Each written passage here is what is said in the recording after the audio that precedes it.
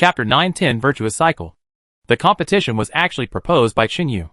He was worried that the jaguars might become lazy, so he promised to make a big meal for the team that harvested the most prey. However, even if the other teams did not catch any prey, Chinyu would still make them a cooked meal.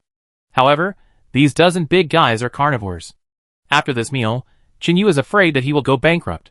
I hope they can find more food within their responsibility area. After all, each team has its own area of responsibility. If you are really lucky and have been walking around without finding prey in the area of responsibility, it will not be easy. However, this situation is impossible in UU. After all, there are many species here, and various animals from all over the world are gathered here. In order to prevent the jaguars from working too hard, and for the sake of ecological safety here, Chinyu stipulated that all teams participating in the hunt cannot kill herbivores and creatures with weak attack power. The only prey they can catch are those predators that are currently at the top of the food chain. This lowers the standard for them to capture prey, just like catching the leader first, and dealing with carnivores with territories. Others are no longer a threat. Chinyu walked on the outermost circle, which was also the most dangerous circle. Because he was confident in his own strength, he only brought his beloved machete. With a knife in hand, the world is mine. This is the confidence of a powerful swordsman, as it snowed heavily a few days ago, and because of the cold weather, the snow is not easy to melt. Even now, the snow is still thick. If you want the snow to melt, you probably have to wait until winter is over and spring comes when the temperature rises. With the reflection of the snow, Chinyu can see everything clearly in the dark, including the danger hidden in the snow. Chinyu walked and observed carefully.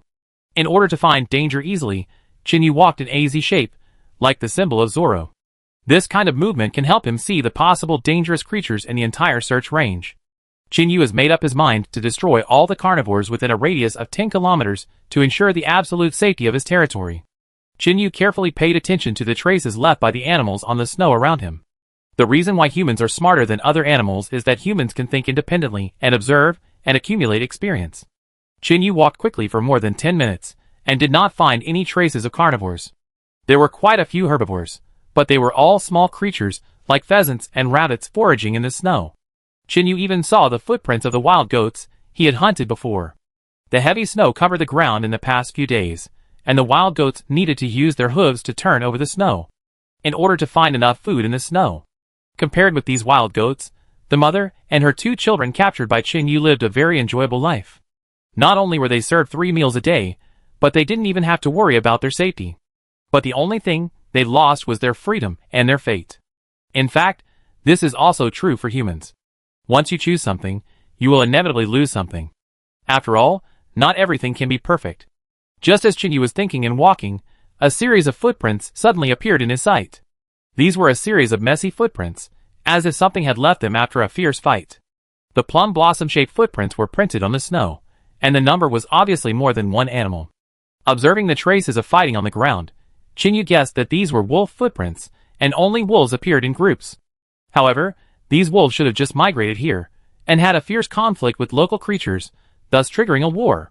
That's why these messy traces and spots of blood were left on the spot. Chinyu followed the footprints and walked forward. Suddenly, the footprints disappeared under a tree where the snow did not cover the ground. Chinyu quickly checked around and did not find the location of the wolf pack. They are lucky if they don't meet these guys. If they do, they will most likely become the dead souls under Chinyu's knife. Chinyu kept walking forward, and he saw all the animals hiding in the dark around him, but these little things did not pose a threat to them. Therefore, there is no need to kill them in large numbers, which would threaten the ecological balance of the environment. In fact, Chinyu's hunting of animals within 10 kilometers would not cause much ecological imbalance. Because in this UU, all animals' activity places are not fixed, so when there are no predators here, other animals will be attracted to gather. However, when too many animals gather in one place, they will attract animals at a higher level in the food chain. In this way, a virtuous cycle will be formed, and the ecological environment will gradually stabilize. And Chinyu will not stay here for a lifetime. There is only more than half a year left, which will pass quickly. Moreover, his freshwater lake shelter has been built.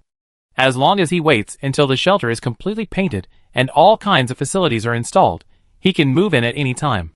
Why should he stay in this cold place? However, there is still one crisis that has not been resolved in the freshwater lake, that is, the strange black python, but there is no need to worry too much.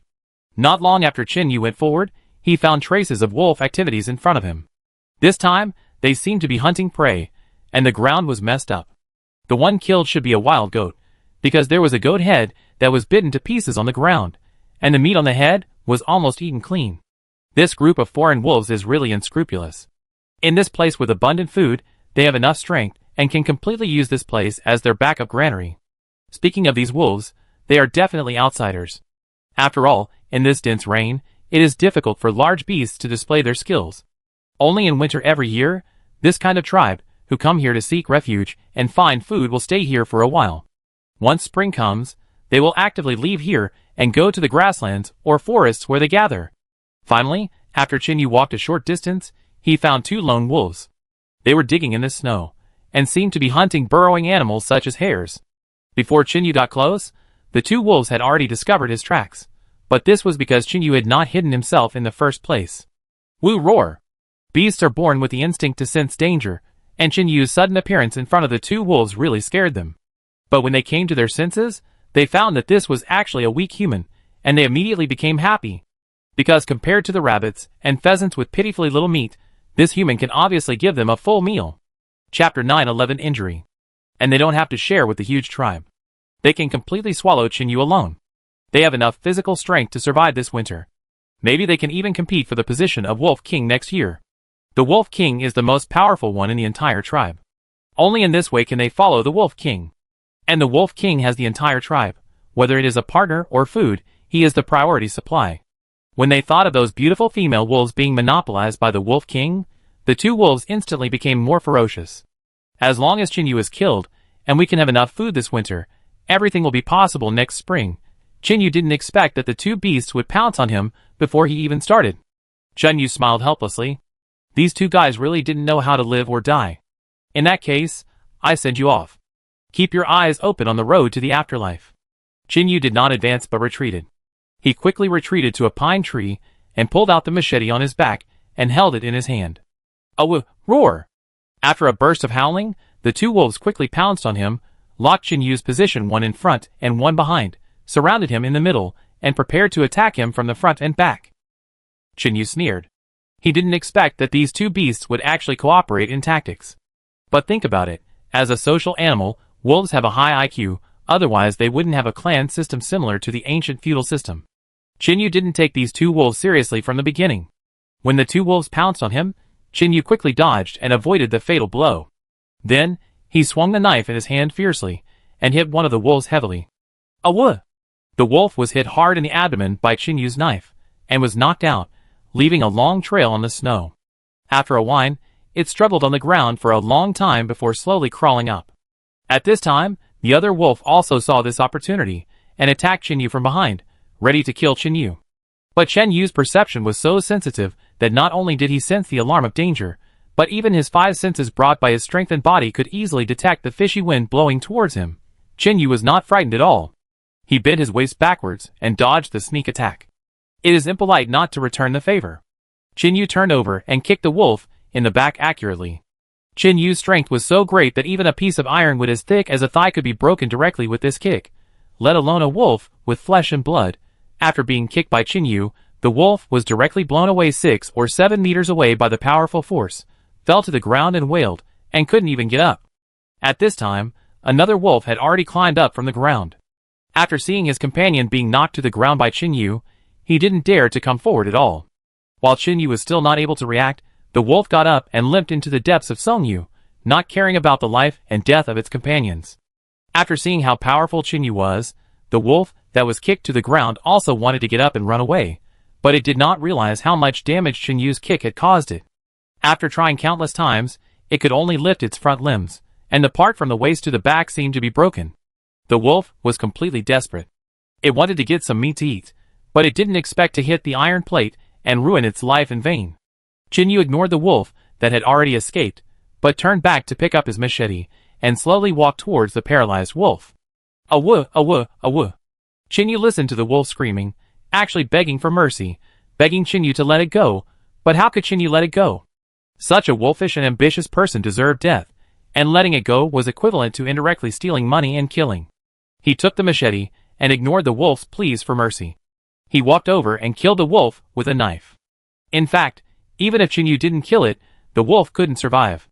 After being kicked by Chinyu, not only did its hind legs break, but its internal organs were also severely damaged. If it was let go, it would only survive for a few days at most.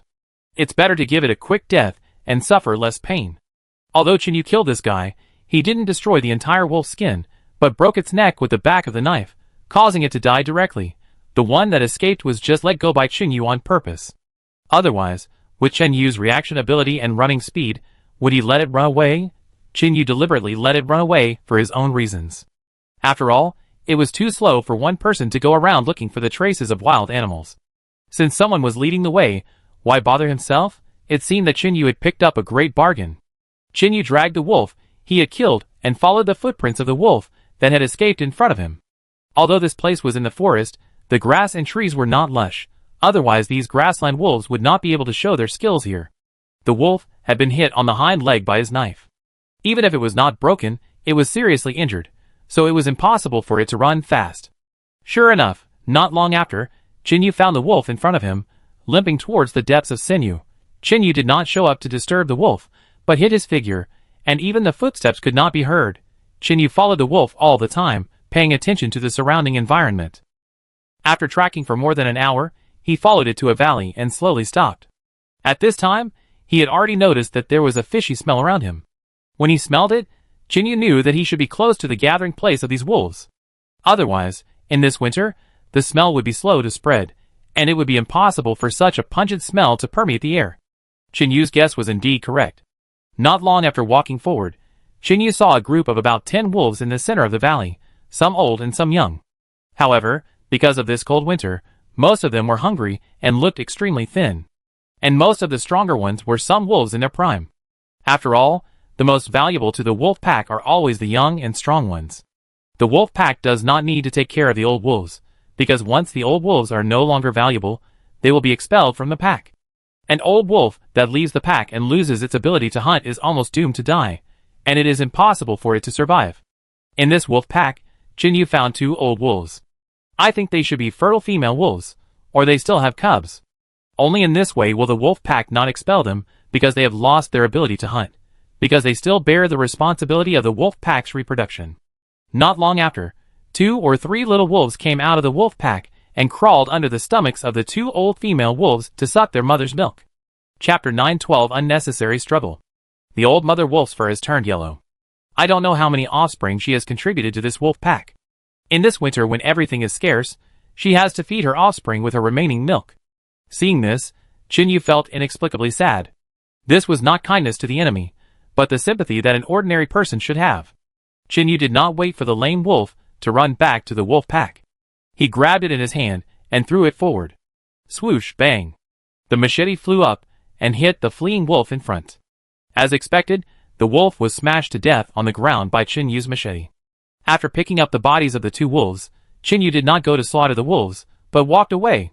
He wanted to clean up the bodies of the 2 wolves first, and then return to the wolf pack to see if he could solve the problem peacefully. After all, it would be a shame to use force to solve a problem that can be settled with words. And Chinyu is not a pervert, and has no hobby of slaughter. Just like him and Feng Ying's tribe, didn't they solve it peacefully in the end and become friends? Chinyu hid the bodies of the 2 wolves, wiped their bodies with the snow on the ground, and covered the smell on his body with the snow, to prevent the wolves from smelling and causing unnecessary fighting.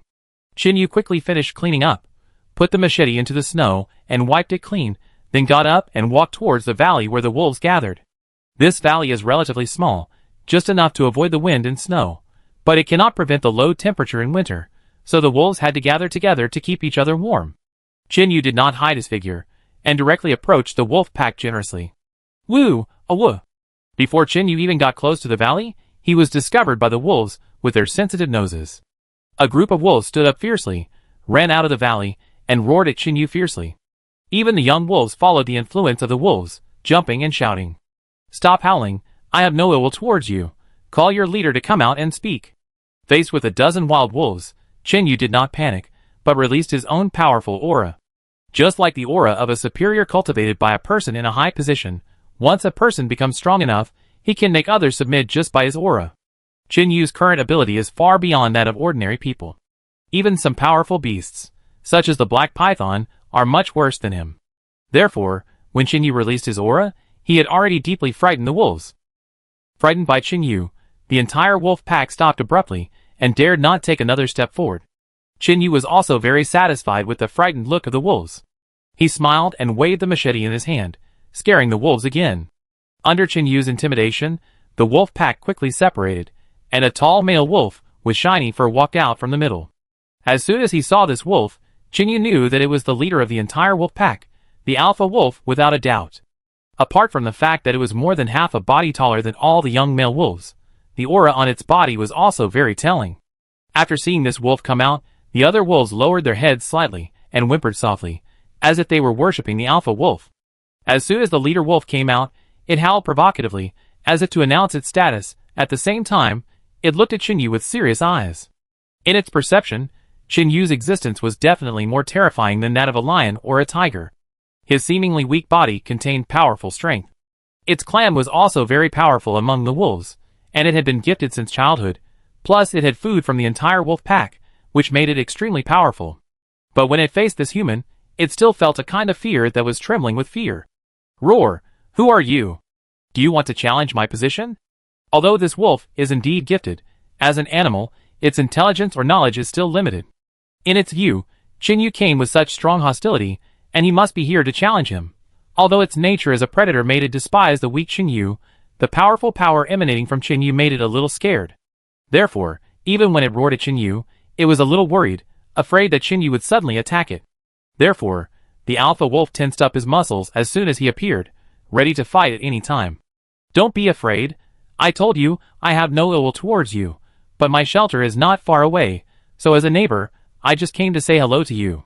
Qin Yu smiled. He didn't expect that this wolf was big, but very timid.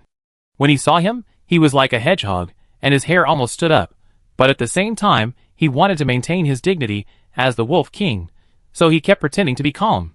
However, I'm worried that your presence will affect my life, so... Qin Yu said a lot slowly, leaving the wolf leader confused, and not knowing what Qin Yu was doing. In general, you can survive here, but don't attack anything under my protection, understand? Qin Yu saw that the wolf was stupid, and it was estimated that if he continued to talk, it would not even remember what he said before, so he was too lazy to say more and directly stated the problem briefly.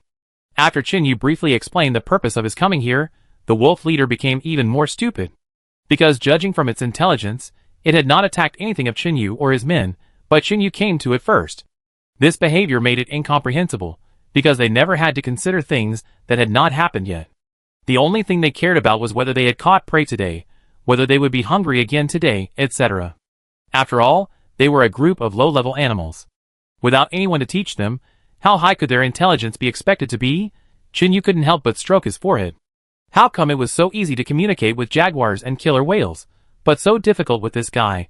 It's not a language barrier. Ah! Qin Yu sighed. It was just that this guy had a low IQ, nothing else to do with it. He was a typical guy with a brain full of muscles. Just when Qin Yu was sighing about his helplessness towards this wolf, a wolf that looked injured suddenly emerged from the wolf pack. Its front legs were somewhat unnaturally bent, and it mainly used its hind legs to jump when walking. The wolf had dark gray hair, a narrow face, and a slightly thin body. However, what Qin Yu noticed was that the wolf's eyes were actually shining with cunning light, full of spirituality. When the wolf came out, the wolf pack quickly surrounded it, and a petite young female wolf hurriedly used her back to support the lame wolf's forelimbs. The two wolves kept walking in front, and the other one put its paws on the back of the previous one and slowly walked towards Qin Yu. Seeing this scene, Qin Yu was immediately shocked. Damn, who said these wolves are stupid? They can actually come up with this way to help their disabled companions. This is obviously too smart, but in an instant, Qin Yu remembered an idiom. Wolves are in cahoots with each other. Looking at this wolf, with a lame front leg, it looks just like the legendary wolf. Chapter 913 Negotiation. The front legs are short, the hind legs are normal, and when walking, the legs need to be placed on the wolf to walk normally. Combining my own thinking, this guy should be a wolf like Bei. In fact, it is incorrect to divide wolves and Bei into two categories. Because in reality, people have not seen the legendary Bei, but wolves without front legs are not uncommon, so this legendary Bei should be a wolf with congenital defects. However, even if he knew that the guy in front of him was a wolf, Chinyu couldn't help but think of it as a bay. After all, this lame wolf looks really different, with a lot of intelligence in his eyes.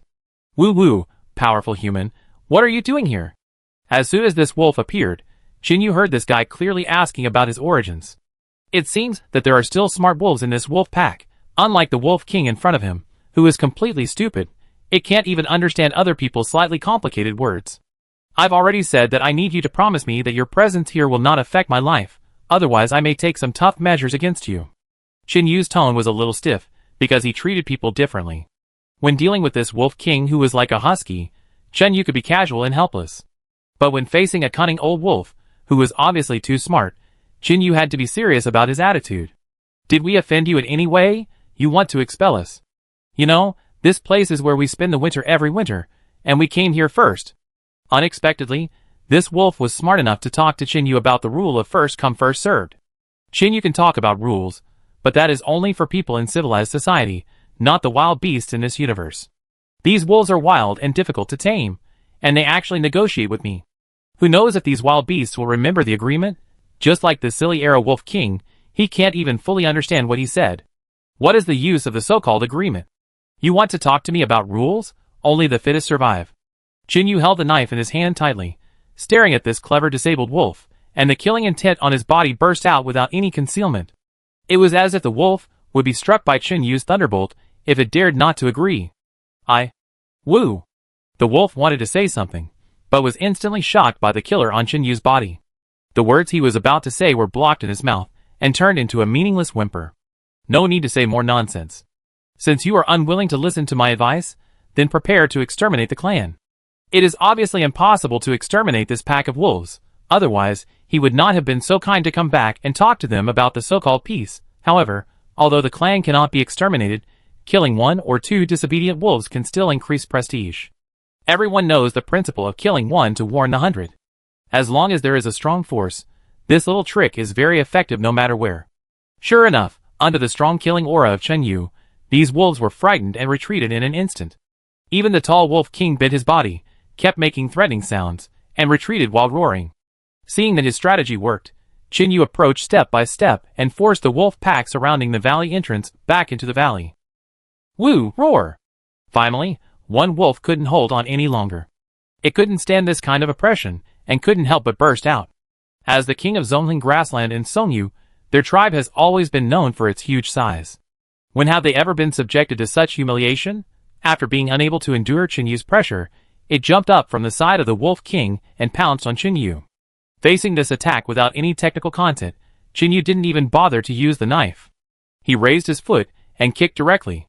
Bang! Palala! The wolf that jumped up to attack Chinyu was kicked in the stomach by Chinyu, and was kicked backwards in an instant. It fell far away on the mountain next to it, shaking off a pile of rocks, and then fell to the ground screaming and unable to get up. The remaining wolves saw this scene, and many of them were scared and fled to the valley behind. Although some wolves, who were not firm in their stance, ran away, the tall wolf king and the disabled wolf did not leave. Not only did the two guys not run away, but they protected the mother wolf and the wolf cubs behind them and roared at Chinyu.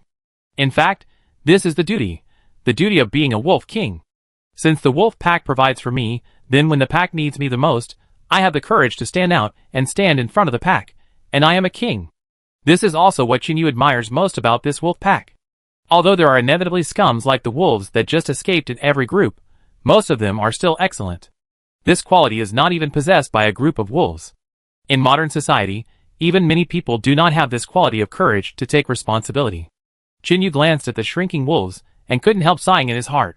The wolves had seen the fate of the rebels just now, and were obviously frightened by Chinyu's power. They kept retreating, and dared not move forward. The two sides were deadlocked for a while, but just when Chinyu was about to let them go and negotiate properly, something unexpected happened. The wolves that had escaped just now actually came back, and from the back of the valley. 953. Chinyu was stuck inside, and they roared at him fiercely. Not only that, there were only 2 or 3 wolves that escaped just now, but now there are 5 or 6 wolves that come back to block his retreat from behind. It seems that these guys have already thought of a way to deal with him. From the moment they pretended to escape from the valley, they were ready to ambush him. And the few that escaped also called their companions who went out hunting back to deal with Chinyu together. Thinking of this, Chinyu suddenly laughed. The discipline and teamwork spirit of the wolf pack really frightened him. But what surprised him even more was this clever approach. According to the little brain of the Wolf King just now, he certainly couldn't think of such a method.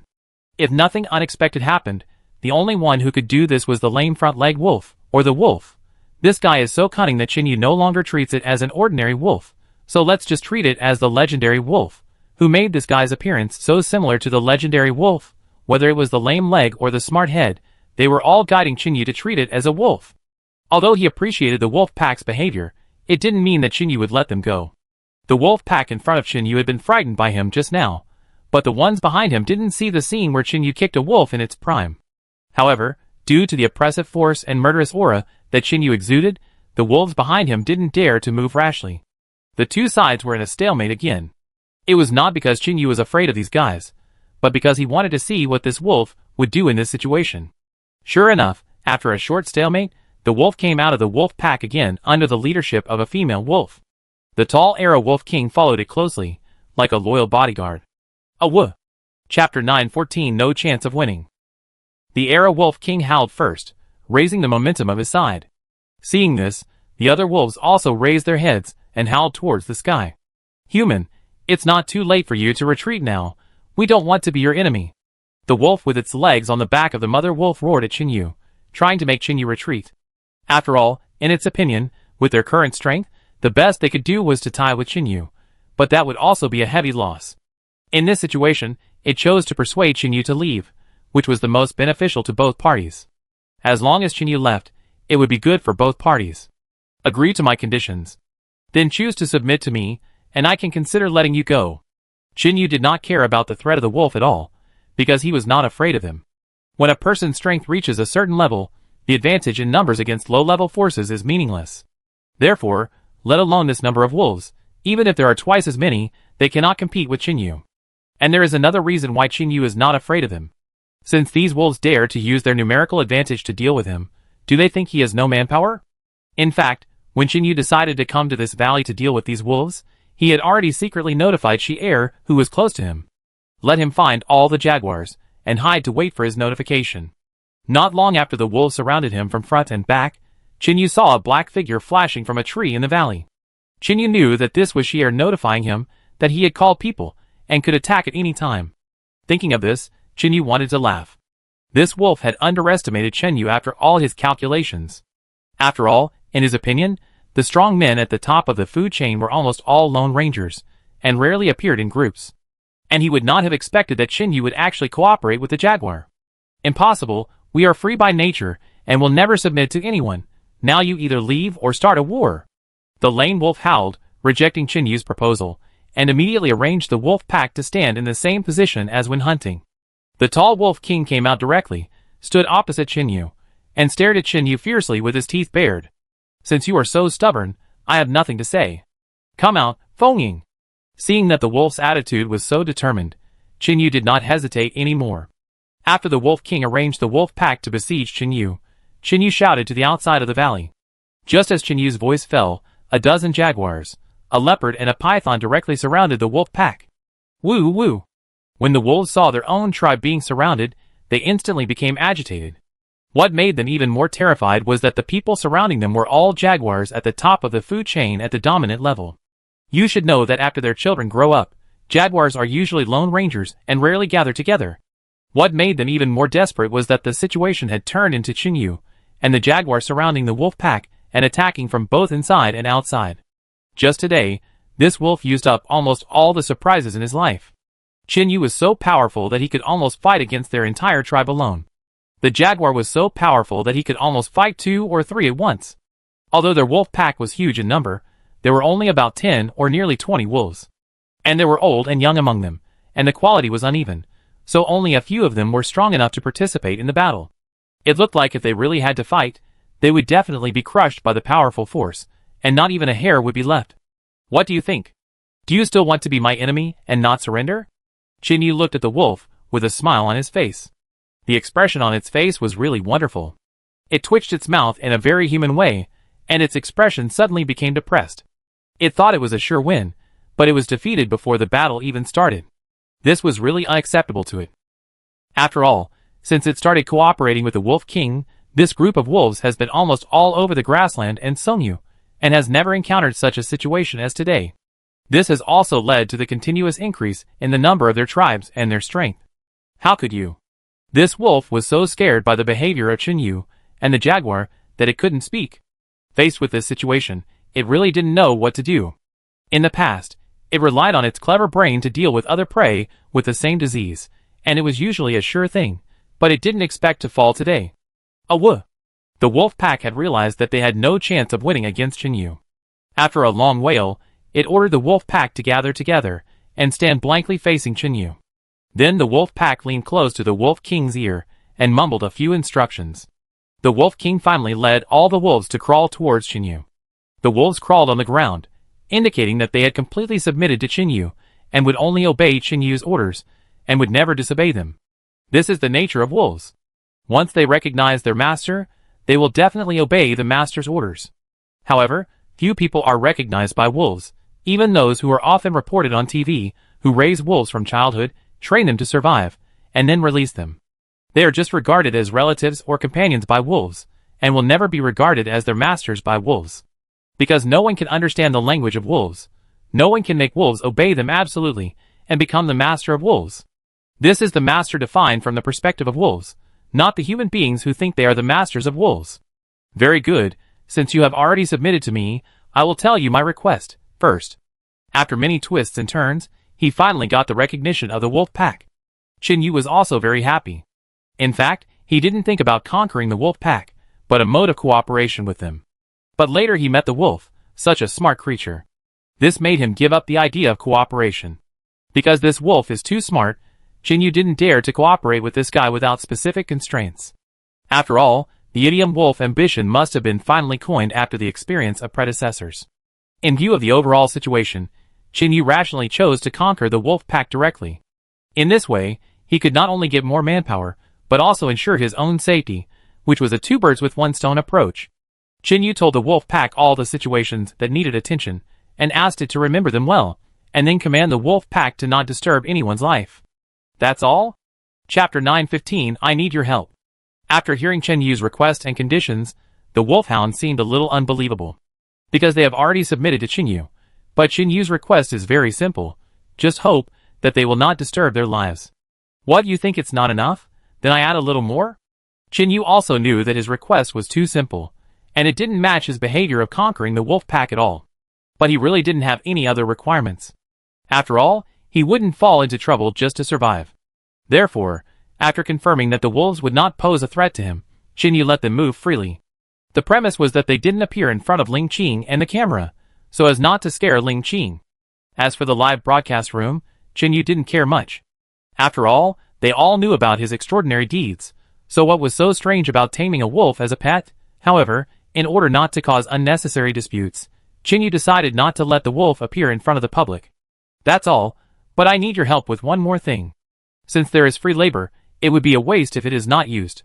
Chinyu plans to use the number advantage of this pack of wolves to help him detect possible safety hazards around him.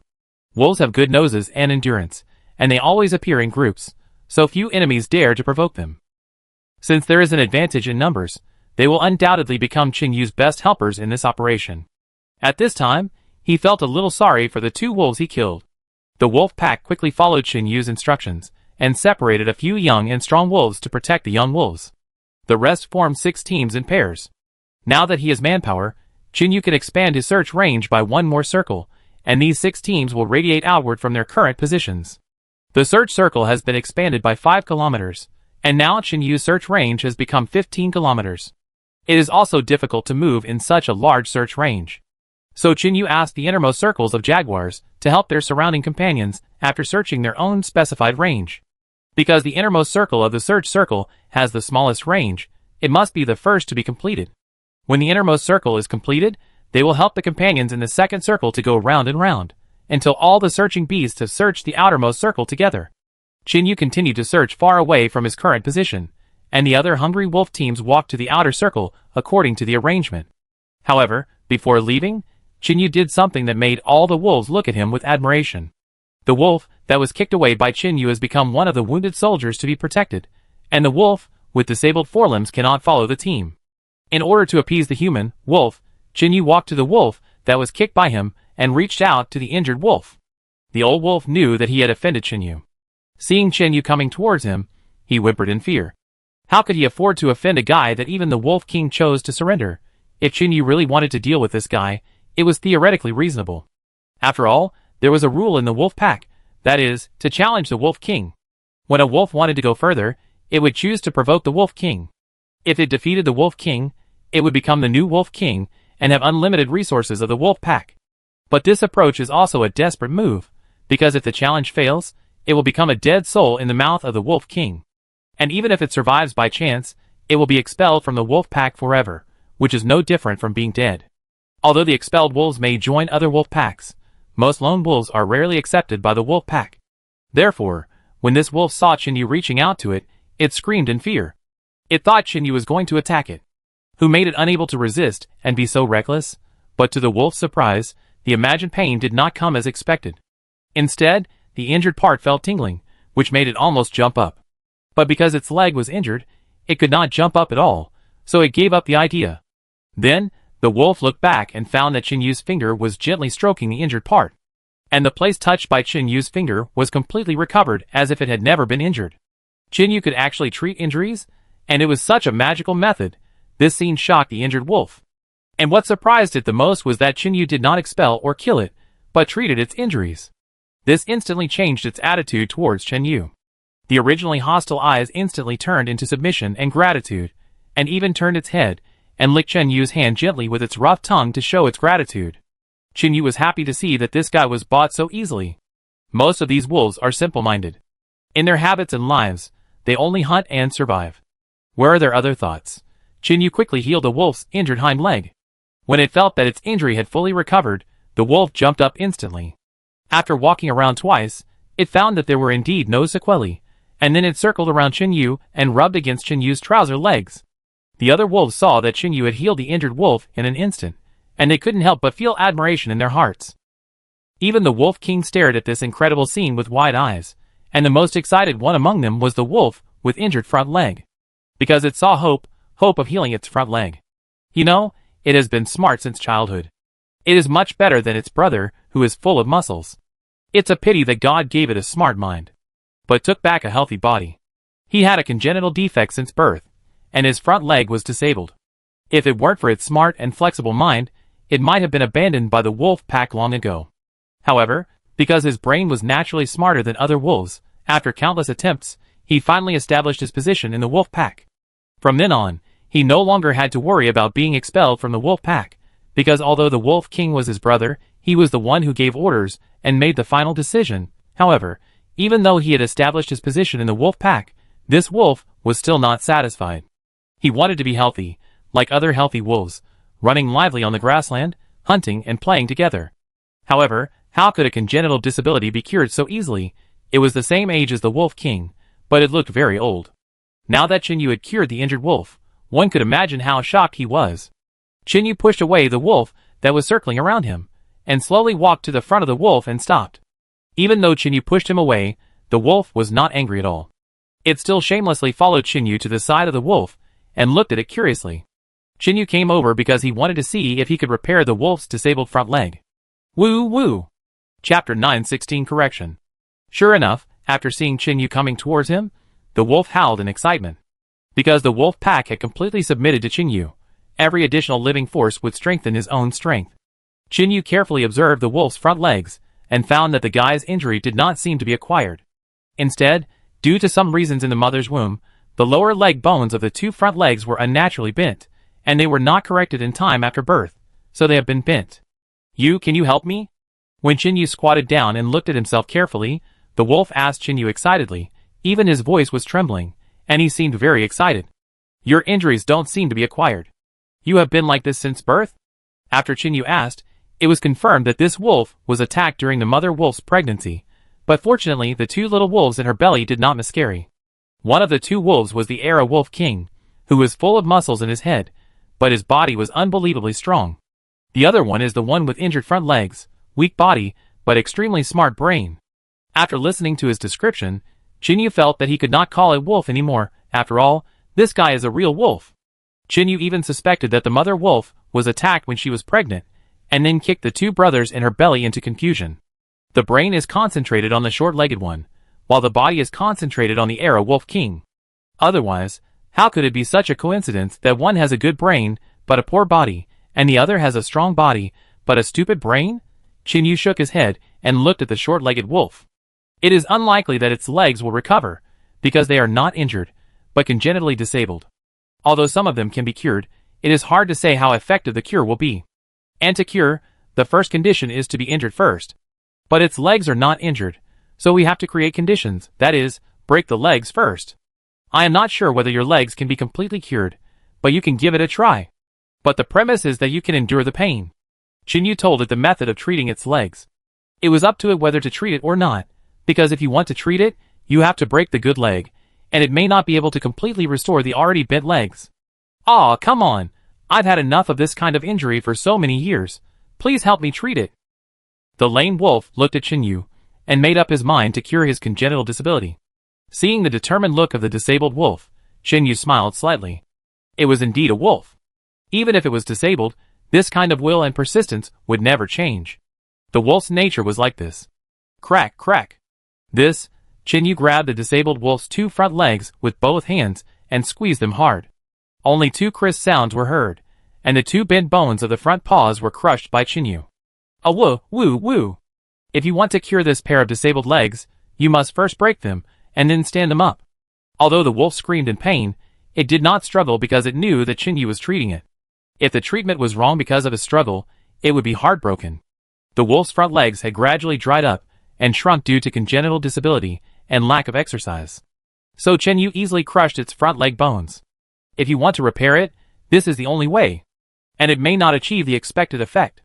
After the treatment, it must continue to exercise to try to make the atrophied muscles and meridians grow back. The completely broken front legs were like two soft whips, hanging limply in front of the chest. Chinyu used a machete to cut two pieces of wood to make two splints, and clamped its feet in the middle to repair it. This was to prevent the disease from being healed, but then being restored to its original disabled state, according to the original muscle memory. Chinyu tied the splints to its front legs, and gathered the healing power in his hands to prepare for treatment. The pain when the bones of its legs were crushed was almost unbearable. It was the pain of having its own bones crushed bit by bit. Who could bear it? But it was even more uncomfortable when it healed, compared to the simple pain when it was crushed. Muscles and bones are growing again during healing. Not only did it feel pain, but the numbness from the growing muscles and bones made it unbearable. It kept wailing and even started to struggle. But since it had already been decided, how could Chinyu let it give up halfway?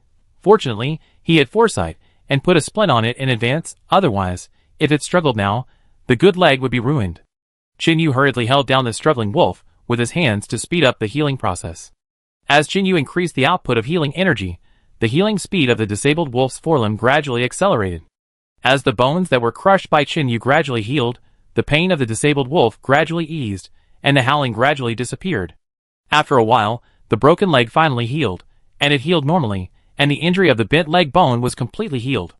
However, although it is recovered, the muscles of the front legs have atrophied due to the lack of use and exercise for a long time, and the entire forelimb looks extremely thin. Although it has recovered, you need to slowly get familiar with and practice, and gradually restore the activity of the muscles. And now your forelimbs are not suitable for large-scale movements, you better take it slow. Based on the results of his treatment, Chinyu made further suggestions on the disabled wolf's injuries. Because during the treatment, he also learned about the disabled wolf's condition through the power of healing. Because its muscle atrophy is normal, and not an injury, even Chinyu's healing ability cannot cure this normal degeneration. However, this is not hopeless. As long as you keep using and exercising, the muscles and nerves will slowly recover in a few months, which does not affect it. Awoo! The disabled wolf's legs have recovered. It tried to use its forelimbs to stand lightly on the ground. It was able to support its body. It couldn't help but raise its head and let out an excited howl. After walking slowly in a circle, it found that although its muscles were atrophied, it did not affect its normal walking. The disabled wolf was very happy. Then the joy turned to sorrow. The disabled wolf thought that his legs had fully recovered, forgot Chinyu's warning, and ran quickly. As a result, the front legs could not bear the strong inertia brought by running. After running for only 2 steps, it fell to the ground with a dog chewing mud. After whimpering, it slowly got up. Haha, I told you not to use force on your front legs. You are unlucky. Seeing this scene, Chinyu not only did not comfort him, but laughed.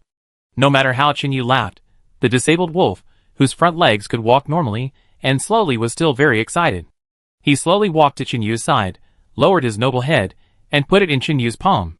Chapter 917 Lost. Until this moment, this guy truly submitted to Chinyu's leadership and expressed his highest respect to Chinyu.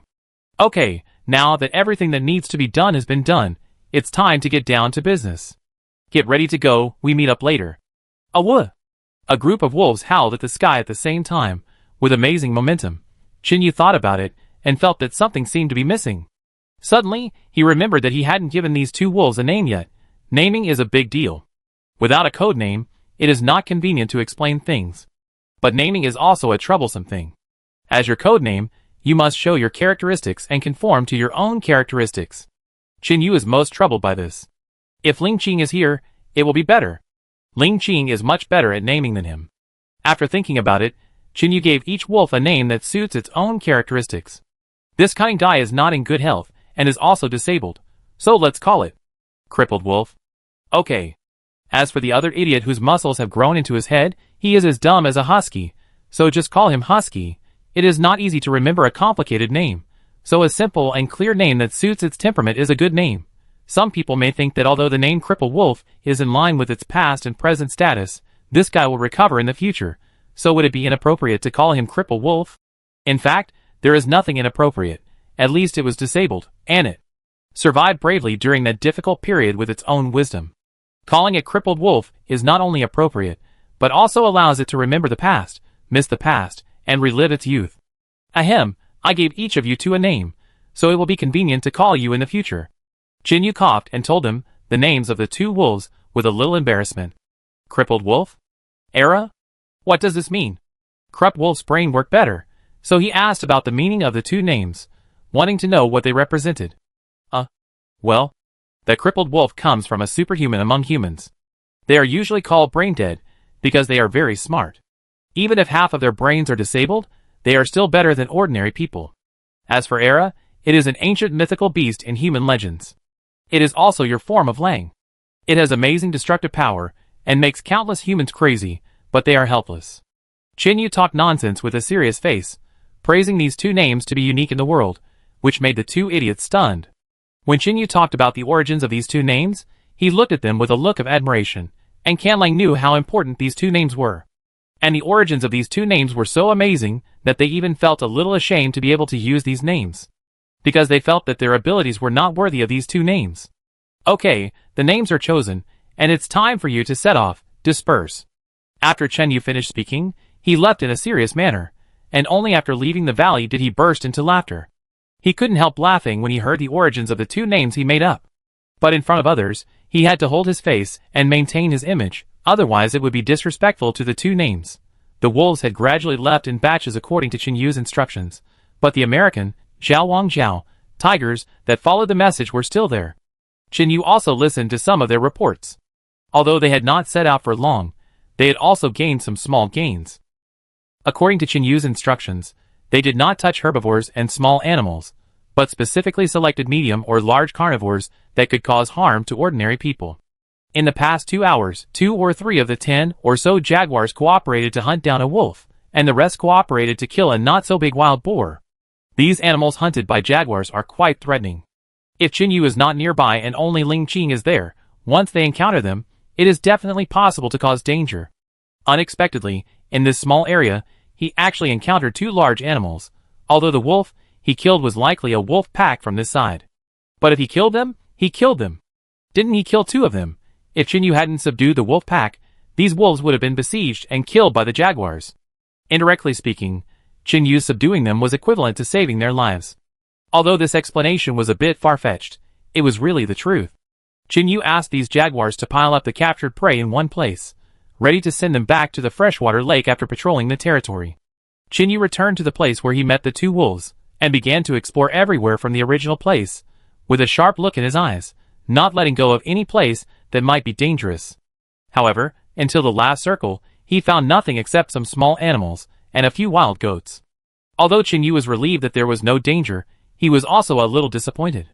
After all, he came out with the mentality of hunting, but in the end, he found nothing except a group of wolves. Since he couldn't find it, he would go and join Fengying and the others.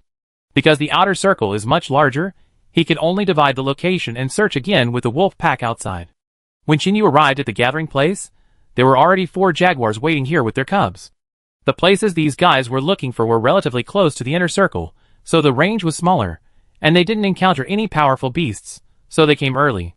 After Chinyu and them waited for a while, several more jaguars came with prey.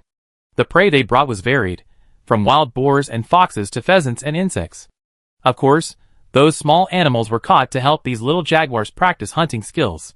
Not wasting food is a good habit of these predators at the top of the food chain, so even if some little guys hold a big beetle in their mouths, they are reluctant to throw it away.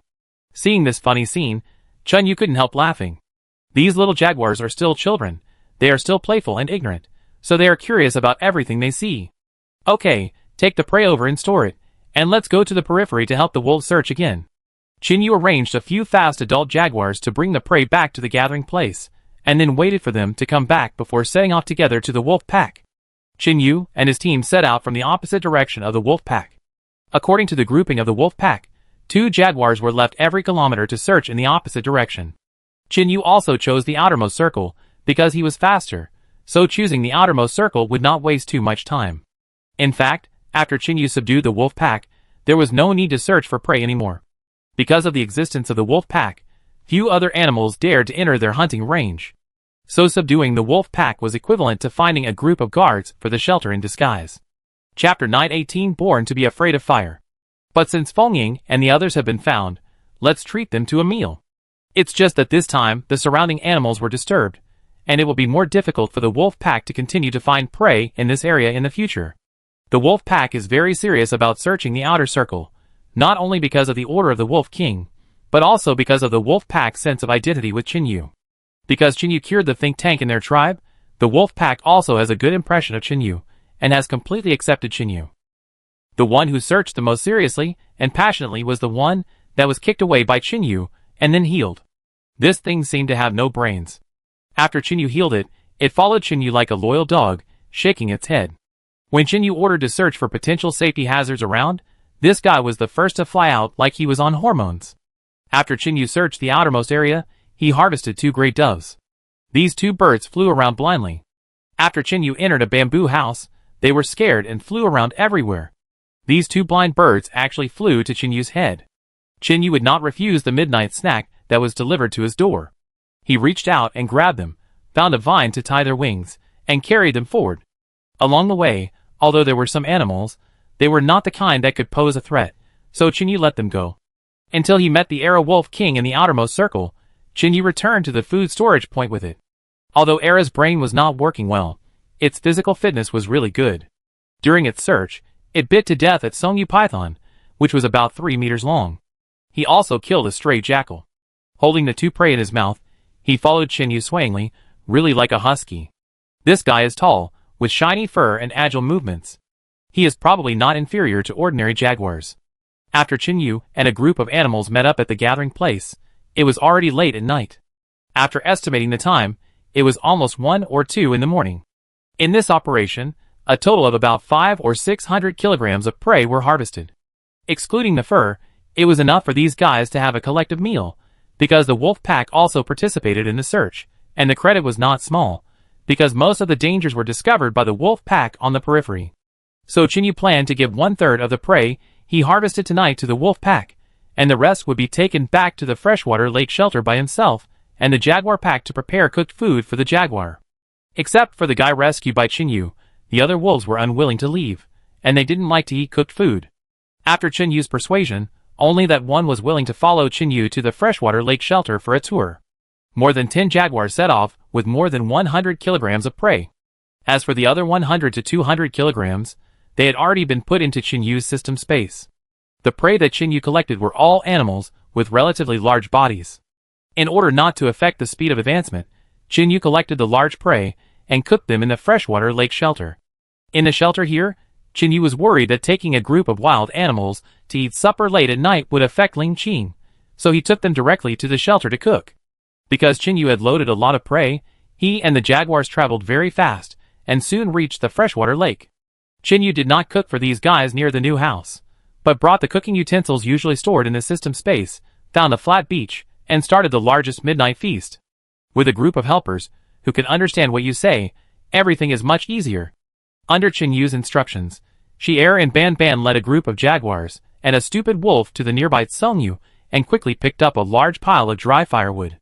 Tonight, Chinyu decided to give them a barbecue dinner, a feast they would never forget. A group of wild animals went to collect firewood, while Chinyu cleaned up the captured prey by the river and prepared to gut it. Chinyu did not plan to continue skinning the prey this time, because they had enough animal fur, and there was no use for more. Moreover, many of these animals would taste better if they were barbecued with their skins, not to mention that animal skins are also very nutritious and contain more trace elements than meat. Due to time and efficiency issues, Chinyu did not have time to boil water and remove the prey's fur. He simply lit a big fire and threw the prey directly into the fire, using the temperature of the flame to burn off the prey's fur. Of course, only the larger wild wolves and wild boars could do this, as small birds and animals, like pheasants and turtle doves, could not withstand the flames. Thanks to the birds and small creatures, Chinyu plucked their fur clean with his hands. Of course, these were already slaughtered. After Chinyu plucked the feathers of the last pheasant, the 3 wild wolves and 3 wild boars of average size burning in the fire were almost burned to charcoal. Because wild animals are naturally afraid of fire, they can't help Chinyu when he does these things. Instead, they stay far away and lie on the side lazily watching Chinyu operate. When Chinyu used fire to burn the fur of these prey, he tried to use a small fire, so the flame only burned the skin on the surface of the prey black, and did not damage the meat inside. Afterwards, Chinyu marinated the pheasants and turtle doves that had been plucked clean with various seasonings. He picked several banana leaves, wrapped these delicacies flying in the sky, and then wrapped them with mud, making several large lumps far away, and burned them directly in the big fire. The rest was to deal with the 6 or 7 large animals around him. Chinyu first used a large amount of firewood to burn 3 piles of charcoal, and then used a machete to scrape the burnt black parts of the prey clean. The originally black prey looked unappetizing.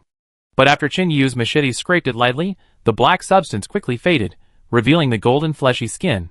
The 6 prey that were originally burned into coal balls by the fire turned golden in an instant after passing through Chinyu's hands, making people drool at the sight. The prey that had been scraped clean was not suitable to be placed directly on the ground, as it would get dirty. So a group of hungry jaguars started to act again, and quickly brought a large pile of banana leaves to pad the ground. With banana leaves as a barrier, Chinyu quickly gutted the 6 prey and took out the internal organs. Those that were inconvenient to sort out were thrown directly to the hungry beasts with green eyes. As for the others, such as hearts, kidneys, and some whips, he kept them for himself to add some side dishes. The prey that had been gutted was quickly smeared with seasonings, pierced with wooden sticks, and grilled on the charcoal fire. The golden fat slowly overflowed from the skin and flesh as the fire roasted. Chapter 919. Never eaten cooked food. This is also the most important moment, because whether the meat can be grilled well depends on the skills of the flipping test. Chinyu flipped the 6 prey on the fire, and smeared the seasoning on the surface. Then he looked at which part was cooked earlier, cut the skin and meat with a machete, stuffed the seasoning in, and brushed it evenly with a homemade wooden brush. He brushed it over and over again, and the seasoning was applied several times, and finally the meat was marinated. Moreover, he cut deep into the thicker parts of the meat, such as the thigh meat and buttocks, and sprinkled them with seasonings, roasting them until they were golden. The jaguar and wolf standing by were already greedy, drooling all over the floor. However, Chinyu did not give them the meat directly at this time. Although the roasted meat tasted good now, overly hot food would cause irreversible damage to these wild carnivores. Because they had never eaten cooked food, let alone this kind of hot meat, therefore, even though they were extremely greedy, they could only watch Chinyu tear the golden and sweet barbecue into pieces and stuff them into his mouth, eating until his mouth was full of oil. Chinyu ate for more than 10 minutes, and only the bones were left after eating the 2 most delicious wild boar hind legs. During this time, the wolf that followed Chinyu stupidly actually ran over and picked up the bones that Chinyu spit on the ground and started to chew them. This scene seemed to open a way for these guys who were waiting to eat delicious food, so every time Chinyu spit out a piece of bone, it was madly scrambled for. Finally, when Chinyu had almost finished eating the 2 hind legs, the barbecued meat on the side also cooled down. After all, it was winter now. Although there was no snow around the freshwater lake, the temperature was still not very high. Moreover, The river wind blowing from the river was cold, and soon the hot barbecued meat was only warm. At this temperature, they could eat without worry, but in order to maintain order, Chinyu still cut the barbecued meat into several large pieces, and threw them on the ground for them to scramble to eat. There were several hundred kilograms of meat in total. Only a dozen jaguars, one wolf, Banban and Sheer were enough for them to eat. Whether they could finish it was another matter. Chinyu was not idle at this time. The kidneys and whips he had just taken off were still lying aside. Chinyu took out a barbecue net made of thin iron wire from the system space and made a small fire again. After cleaning the kidneys and whips, he put them on the fire and grilled them. While grilling, he sprinkled seasonings, and the fragrance soon spread out. The aroma of Chinyu's carefully grilled kidneys and whips quickly attracted the attention of the beasts, who were eating barbecue. After all, the smell was too tempting, much more delicious than the barbecue they were eating. However, there were only so many of these delicacies, and Chinyu himself didn't have enough to eat, so of course he couldn't share them with them. And according to their horrible appetite, this amount of food was not enough to fill their teeth. Eating it was just like a cow chewing a peony, wasting the food. Several guys stared at the food in front of Chinyu, and after watching for a long time, Chinyu didn't share any with them, and then began to lower their heads to eat their barbecue. It's better to eat barbecue obediently. Besides, there are not many opportunities to eat cooked meat, so eat as much as you can. When Chinyu finished eating the roasted kidney and other delicacies, the various barbecues on the ground were almost eaten by a group of wild beasts, leaving only bones and scraps on the ground. Animals can eat cooked food, but their living environment and their instincts make them rarely have the opportunity to come into contact with cooked food.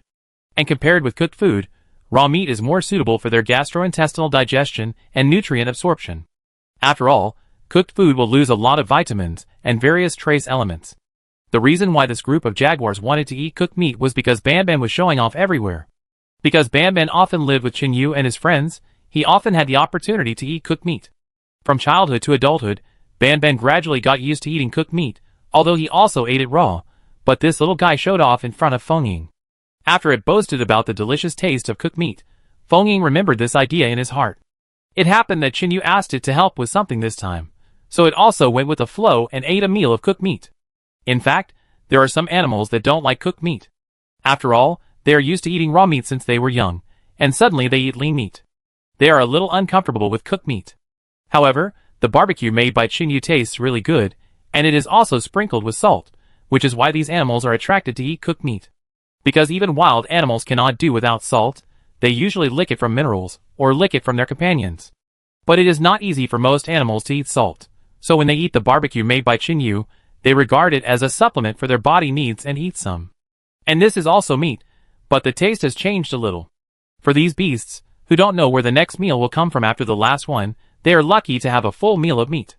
Therefore, when Chinyu put the meat in front of them, these guys didn't care about the taste and nutrition, and just ate it with relish. After a group of guys finished eating the barbecue, the beggar chicken, or beggar dove, that Chinyu put on the fire was also cooked.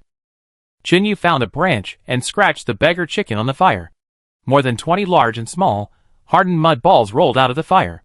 Chinyu found a stone and broke the mud covering the beggar chickens, and the fragrance spread out instantly. Chinyu threw one to each animal. Since these beggar chickens were small, they could only be used as desserts after meals. Chinyu also prepared 2 for Ling Qing. They were still wrapped in mud and had not been broken. Chinyu planned to take them back to make breakfast for Ling Qing later. Because Ling Qing is exercising, she needs to replenish the various nutrients needed by her body regularly. And this beaked chicken can be used as breakfast for her. Because Chinyu specially made 2 gray doves into beaked doves and gave them to Ling Qing.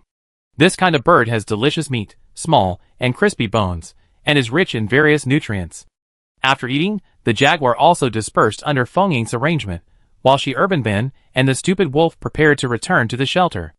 After a barbecue, the time was terrifyingly late at night.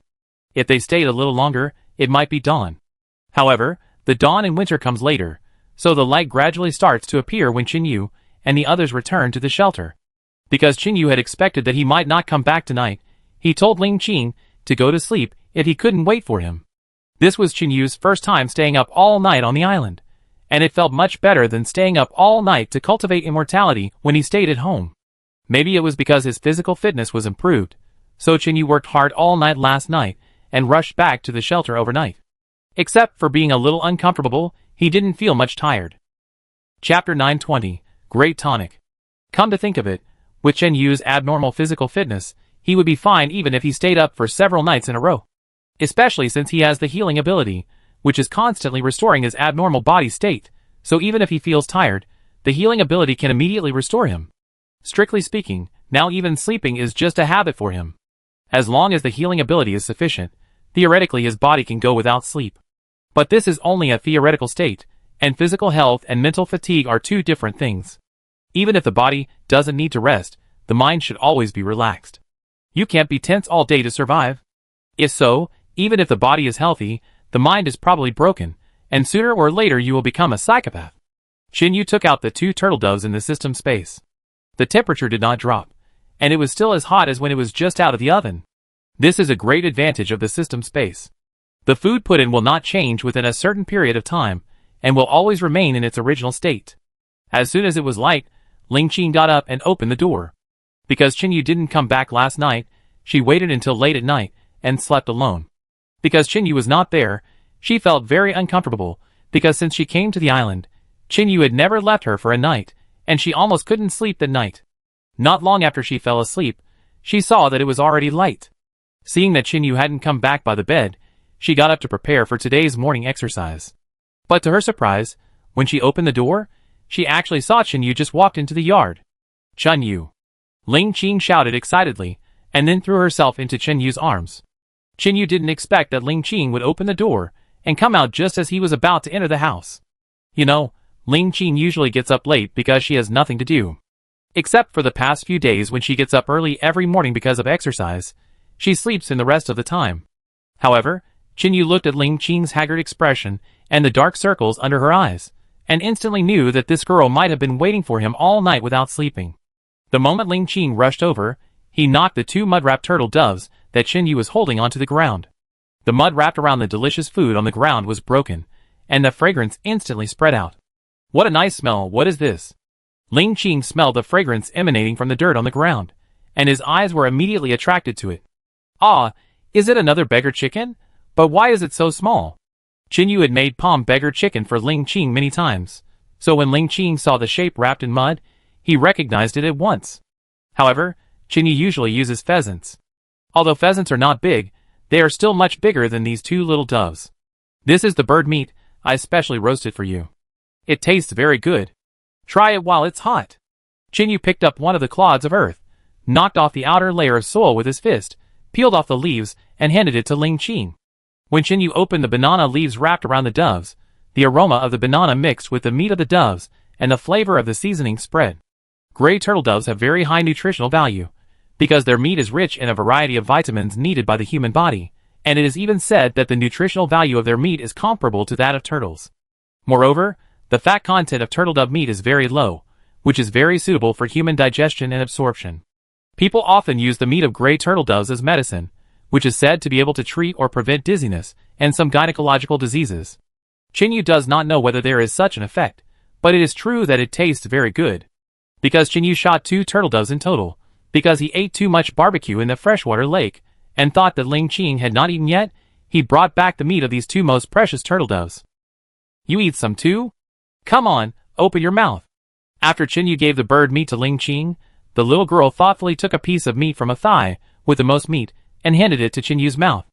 Eat it quickly, I've eaten it. And I ate a lot, I can't eat anymore. Chen Yu rejected Ling Qing's kindness.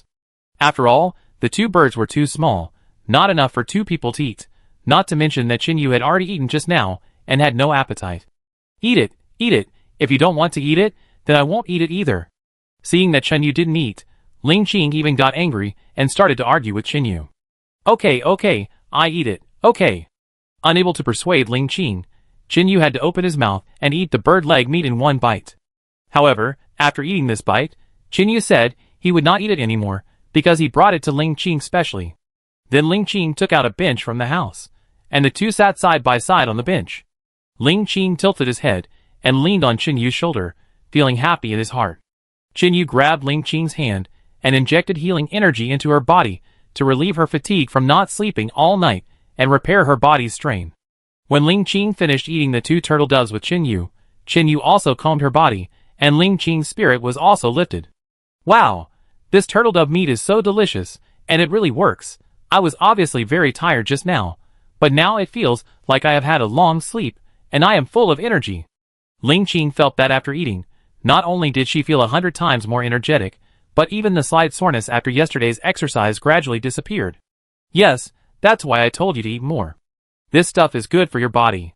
Qin Yu didn't reveal the fact that he secretly repaired her body, so he let her believe it. It wasn't a bad thing anyway. 2 turtle doves couldn't fill her stomach, even Ling Qing was the same.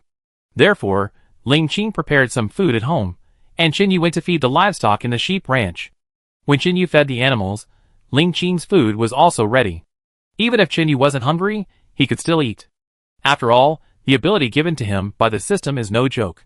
As usual, after eating, he prepared to start a day of exercise. His slightly strained body had been completely healed by Qin Yu, so running was not a big deal. Moreover, after a few days of exercise and mastery of skills, Ling Qing's running endurance has been greatly improved.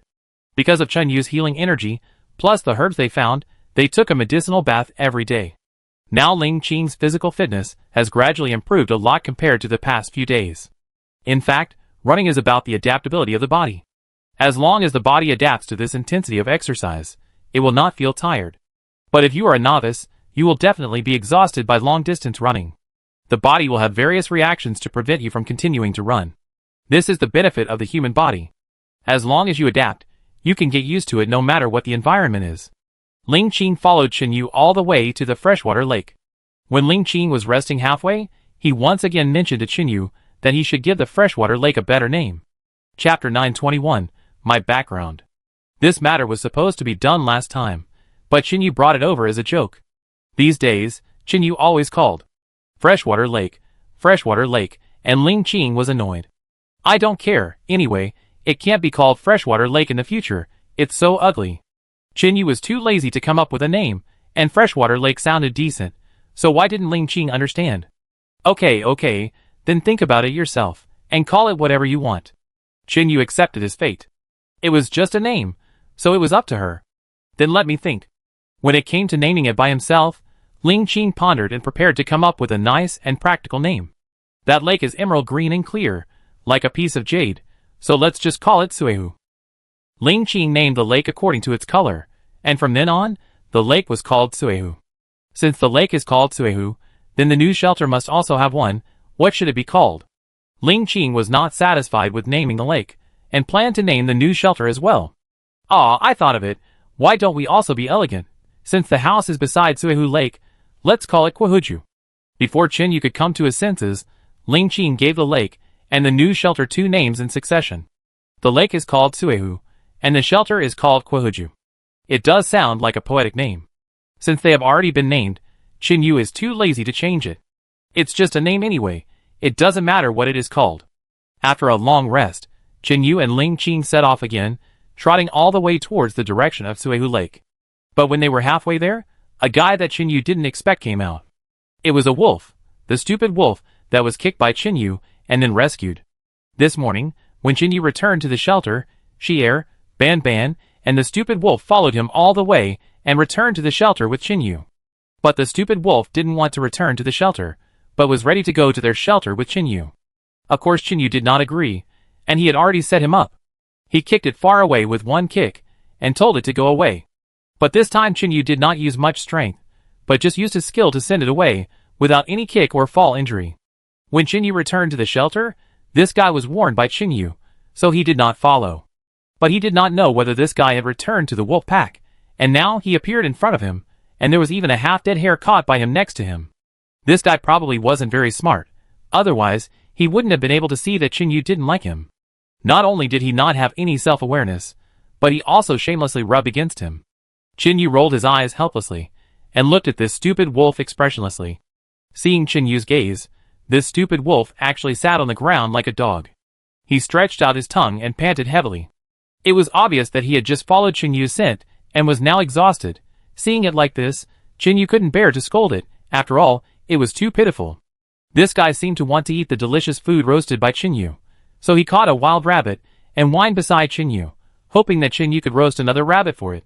Wild animals rarely have the opportunity to eat cooked food, because they are restricted by their own nature and various natural conditions.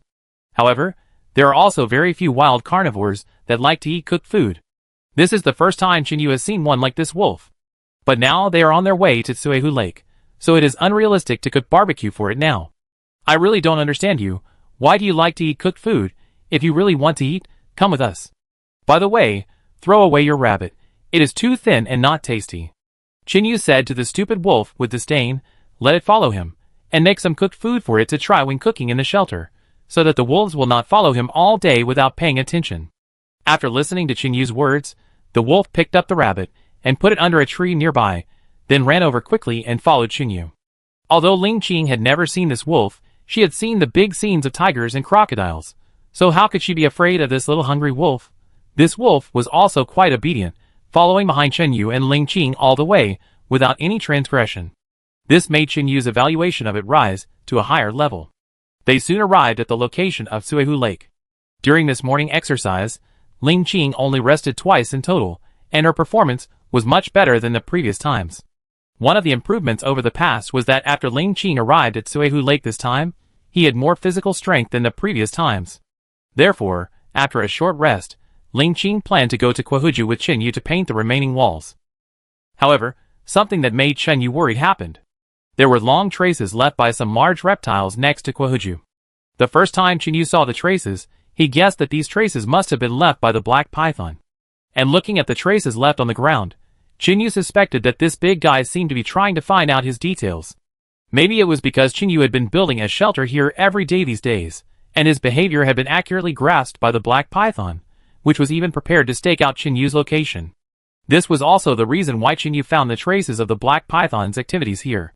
This was still good, and what made Chinyu even more crazy was that the black python had completely destroyed the food that Chinyu had planted in the soil and had just sprouted. The land that was originally cleaned up by Chinyu now looked like it had been plowed by a cow, with deep gullies everywhere. This seemed to be the intentional act of the python. After all, it had lived in human society, and knew how humans grow food for consumption. Therefore, it actually wanted to cut off Chinyu and his companion's livelihood from the source, and the grain seeds that had not yet grown were completely destroyed. Looking at the seeds that had begun to sprout all over the ground, Chinyu could not help but feel angry. It seemed that it was time to get rid of this black python. It was no longer safe here. The python was watching closely, and no one knew where it was hiding. If they come openly, Chinyu is never afraid, but this kind of shady play is really the most annoying. If this python comes out, it will fight Chinyu openly, and Chinyu will be willing to win or lose. But the most hateful thing is this kind of hiding in the dark, and giving you a fatal blow when you are not prepared. Chapter 922 Shock. Originally, Chinyu planned to finish the trivial matters at the shelter first, and then slowly find a way to find the black python and solve the problems here. But unexpectedly, the black python was even more anxious than him. Before he even started, it dared to destroy his own food. What can a man endure? If it dares to make trouble again, Chinyu doesn't mind letting it know why the flowers are so red. However, the most important thing is not to rush to find the black python, but to find a way to protect Ling Qing's safety. After all, a weak woman who can't even run or fight, is she just going to sit and wait for death? Of course not. Ling Qing is Chinyu's woman, his companion day and night. Although husband and wife are birds of the same wing, they fly away when disaster strikes. But even many animals know that husband and wife are of the same heart, and Chinyu is not a heart of stone, so how can he bear to give up Ling Qing? Therefore, protecting Ling Qing's safety has become the most important issue. He is not at ease to let others protect her. But if he stayed by her side, he couldn't launch an effective attack on the black python. This was a dilemma. He had to settle Ling Qing first before he could find the black python to resolve the hatred. And before that, Chinyu had to stay by Ling Qing's side, otherwise if some irreversible consequences were caused, it would be too late for Chinyu to regret. Now Ling Qing was still resting by Kwahuju, and had not yet discovered the situation here. In order not to let her worry too much, Chinyu decided not to tell her about this matter, and would take him back to the shelter later. Compared to Green Lake, the shelter is indeed much safer, and it is more secretive, and not easy to be discovered. However, nothing is absolute in the world. Even the shelter must be defended to avoid being taken advantage of. Fortunately, the wolf pack was just subdued yesterday, and now there is a helper, otherwise Chinyu can't handle it alone. Next, Chinyu has already thought of a countermeasure for Ling Qing's safety. It just so happened that this stupid wolf was following them, which saved Chinyu from running back and forth. Just tell the wolf the news, let it go back and inform the Wolf King era, and let it take the wolf pack to live near the shelter. Just patrol around the shelter in order, and at a fixed time every day. If there is any danger, I can rush there at the first time. Moreover, Ling Qing has the protection of the wolf pack. Even if he really encounters the black python, at least the wolf pack can delay some time and prepare for Qin Yu to rescue Ling Qing. Stupid wolf, come here, I have something for you to do. After figuring it out, Qin Yu did not hesitate anymore and quickly gave the stupid wolf an order. The wolf heard Qin Yu calling him and ran over happily. Because the Wolf King had already submitted to Qin Yu, strictly speaking, Qin Yu is now their new Wolf King. For the words of the Wolf King, ordinary wolves would obey unconditionally, especially when hunting, but not when challenging the Wolf King. After listening to Qin Yu's instructions, the stupid wolf quickly ran out and prepared to return to the valley to report to the Wolf King era. Because Qin Yu promised it that if it helped to complete this matter, he would treat it to a barbecue meal, the kind that you can eat as much as you want. When the wolf heard that there was free barbecue, it immediately became excited, and its two green eyes instantly widened, revealing an excited look. As soon as Qin Yu finished speaking, it ran out with 4 paws, leaving a long puff of smoke, and disappeared in a moment. Oh my god, this is too crazy, is barbecue so attractive? The stupid wolf's excitement surprised Qin Yu. Ling Qing, who was resting there, saw that the wolf that had been following her and Qin Yu suddenly ran away, with a puzzled look on her face. Didn't Qin Yu say that he would make barbecue for it? Why did it suddenly disappear? Why did the wolf leave? Didn't it eat the barbecue you made? Qin Yu walked over from the other side, and Ling Qing asked curiously. She knew that Qin Yu could get close to animals, and she also heard the conditions that Qin Yu promised to the wolf, so Ling Qing asked curiously. Silly, I let it go hunting so that it wouldn't be an eyesore. Qin Yu waved his hand, and said nonchalantly, as he looked at the direction where the wolf was going. Let's go, we go back first. I didn't rest much last night, and I'm tired today. Qin Yu used the excuse that he didn't rest last night, so the work of painting the wall that was originally planned today had to be put on hold. After all, the body is the capital of the revolution, so it's better to rest enough before working. Ling Qing hadn't slept all night. Although Qin Yu had relieved her physical fatigue, she still felt sleepy because of her instincts since childhood. Ling Qing also understood that Qin Yu went out to work last night, and came home early this morning. He also brought her 2 roasted birds, so Qin Yu must be tired. Ah yes, let's go! We can go back early and take a nap. Hearing Qin Yu say this, Ling Qing yawned and felt even more tired. Then they jogged all the way, preparing to run back to the shelter slowly. Just as they were running back to the shelter, a large group of wolves suddenly appeared on their way. Ah, there are wolves! Ling Qing, who was trotting in front, looked up and was suddenly startled by the wolves. She took 2 steps at a time and quickly ran to hide behind Qin Yu. It seemed that she was frightened by so many wolves. This is also human nature. When she saw a wolf before, Ling Qing did not show fear, because she knew that a wolf could not stand Qin Yu at all, and Qin Yu would protect her. But when he saw a group of wolves, the fear from the bottom of his heart broke out instantly. Compared with Ling Qing, Qin Yu knew that he was much calmer. Because he knew this group of wolves, these guys were the ones he subdued. It was also because he asked the stupid wolf to call them to gather together, and he didn't expect to meet them halfway. This can be regarded as a kind of fate. Don't worry, these guys are like Fengying, they are all our own people, and they won't hurt you. Qin Yu gently patted Ling Qing's shoulder, and comforted him. They also listened to you. Ling Qing looked at the 20 or so wolves in front of him in disbelief, his eyes full of shock. You know, it is easy to control a certain individual, but it is not easy to make so many wolves obey at the same time. How about it, shocking? Qin Yu knew that he was a little proud in front of Ling Qing. After all, not everyone can get the recognition of so many wolves. In Ling Qing's shocked eyes, Qin Yu walked in front of the wolf pack. Raising his hand, the whole wolf pack sat down quietly, like a group of well-trained soldiers. Among them, Arrow Wolf King and Can Lang's staff walked out from the middle and stood beside Qin Yu. Woo-woo! What happened? Why do we have to move the gathering place? The plot of this film is purely fictional. Don't take it seriously. Please don't imitate it. Any similarities are purely coincidental. Thank you for your support. Your likes and subscriptions are my motivation for updating. Chapter 923. The crippled wolves looked at Qin Yu a little strangely. After all, they just surrendered to Qin Yu last night, and didn't know Qin Yu too well. But after hearing Qin Yu's order, they still set off. This kind of discipline is much stricter than many human collectives. It has nothing to do with you, but I just want you to do something. Chinyu looked at the wolf pack of more than 20 people, young and old, and felt helpless. When he went there yesterday, there were only 17 or 18 wolves, some old and some young, but now there are more than 20. I guess the other wolves that went out hunting last night have also returned. A wolf pack of more than 20 members is very rare even on the vast grassland. Every time a wolf pack of this number appears, it will cause a disaster, which is what the grassland people often call wolf disaster. Chinyu counted them and found that there were more than 10 adult wolves, but these wolves could just form a patrol team, and they could just complete the work every day by taking turns. Chinyu divided the wolves according to their numbers. Every 3 wolves formed a team, and every 2 teams patrolled together, with 4 rotations every day. This not only ensured that the wolves took turns to rest, but also allowed the wolves that took their turns to hunt. After they searched in circles yesterday, the large animals in the vicinity were almost extinct. In other words, the wolves had almost no natural enemies here, and they could hunt alone. After Chinyu made the arrangements, the wolves set off quickly. The wolves moved very quickly, at least much faster than Chinyu and Ling Qing. A pack of wolves was led by the head wolf. The strong wolf held the young and slow wolf in its mouth and ran forward quickly on all fours. Chinyu and Ling Qing did not delay. After the wolves left for a while, they also set out for the shelter.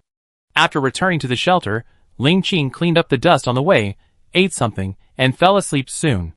Chinyu did not sleep because the pressure from the black python was too great, and he could not rest leisurely.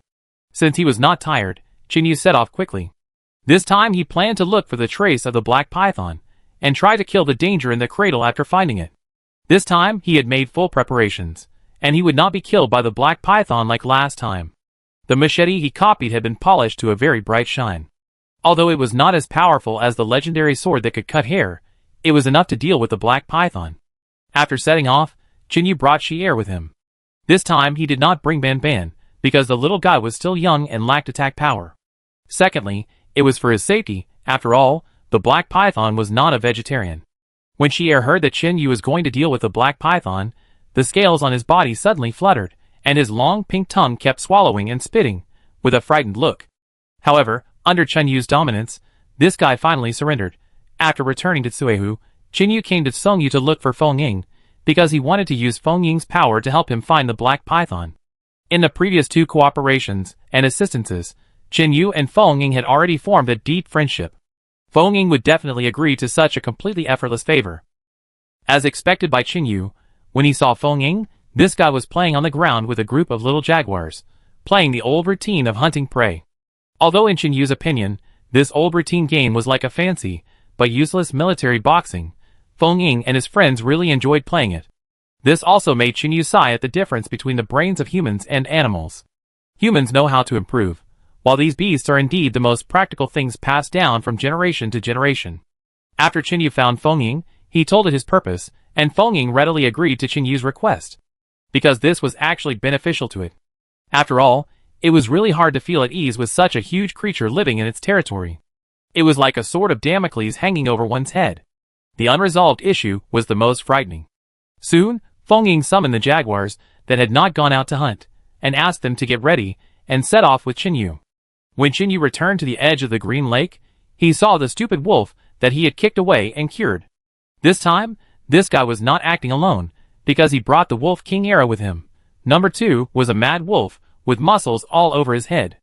It might be that he exchanged wisdom for muscles, so his body size was much larger than that of ordinary wolves. But because of this guy's IQ was worryingly low. But this IQ was barely enough in the wolf pack, but it was unbearable to put it on the table. According to what these 2 guys said, Chinyu finally understood.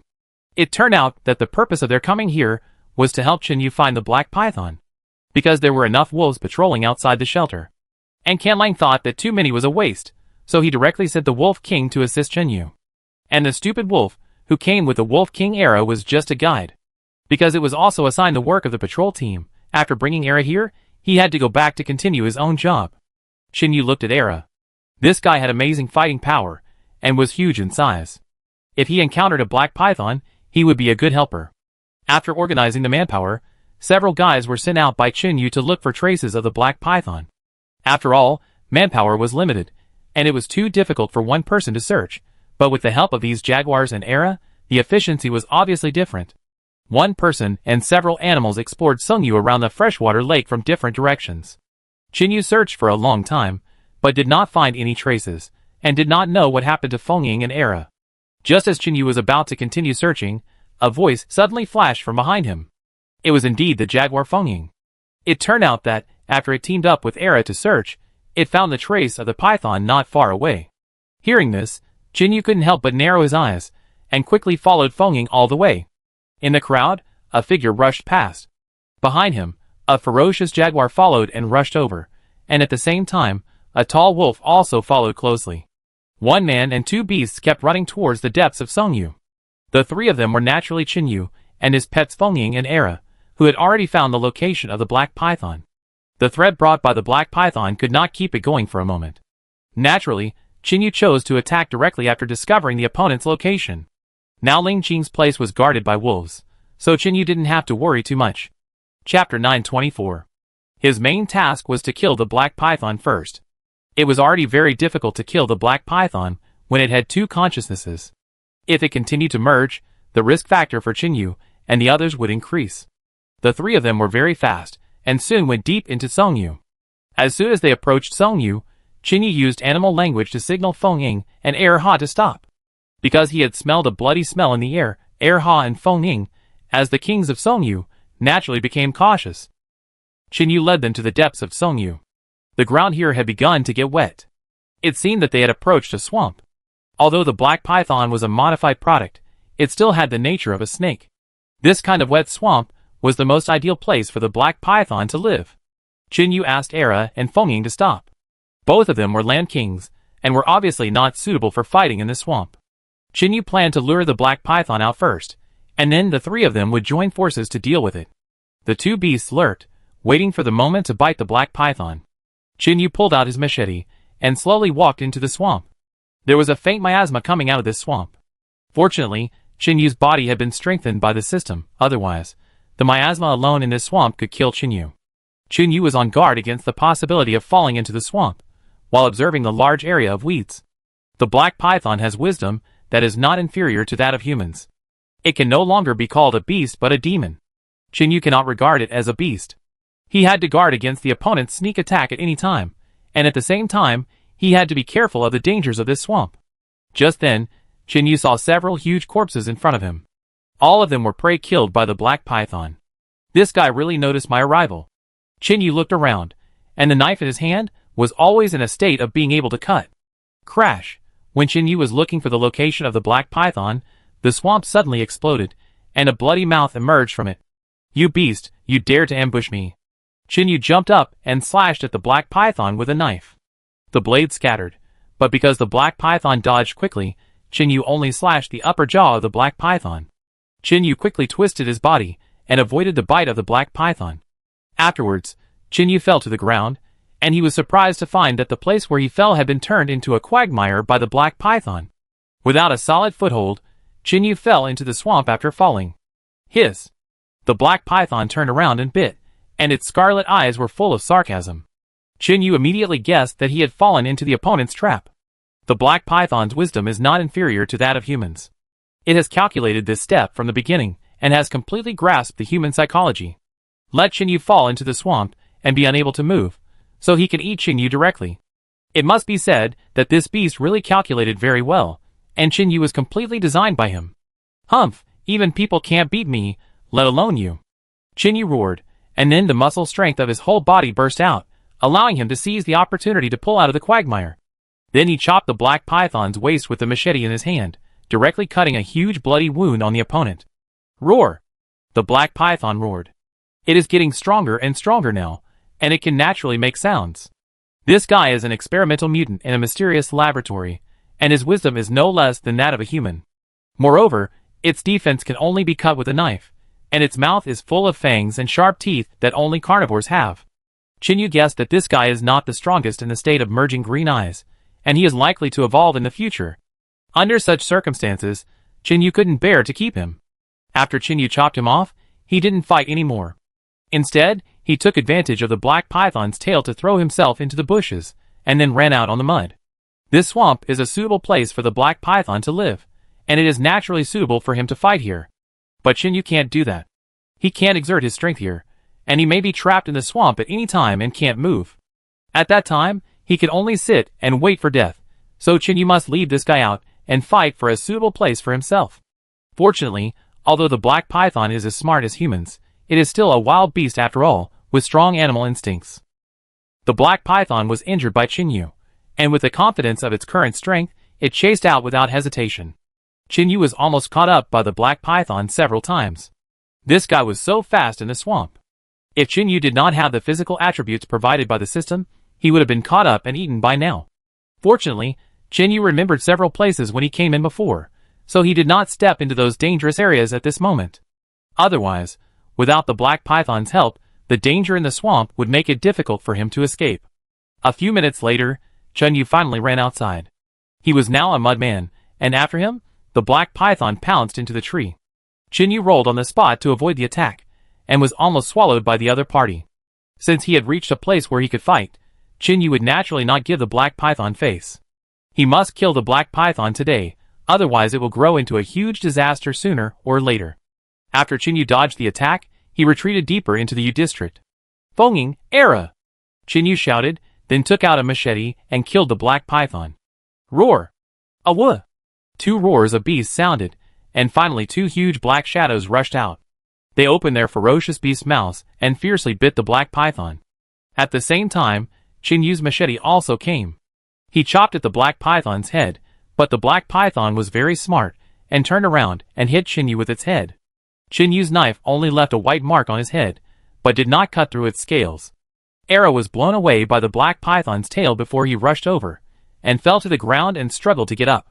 Although they were Songyu's top beasts, they were still not good enough to face the black python that had evolved many times. Fonging surprised Chinyu a little.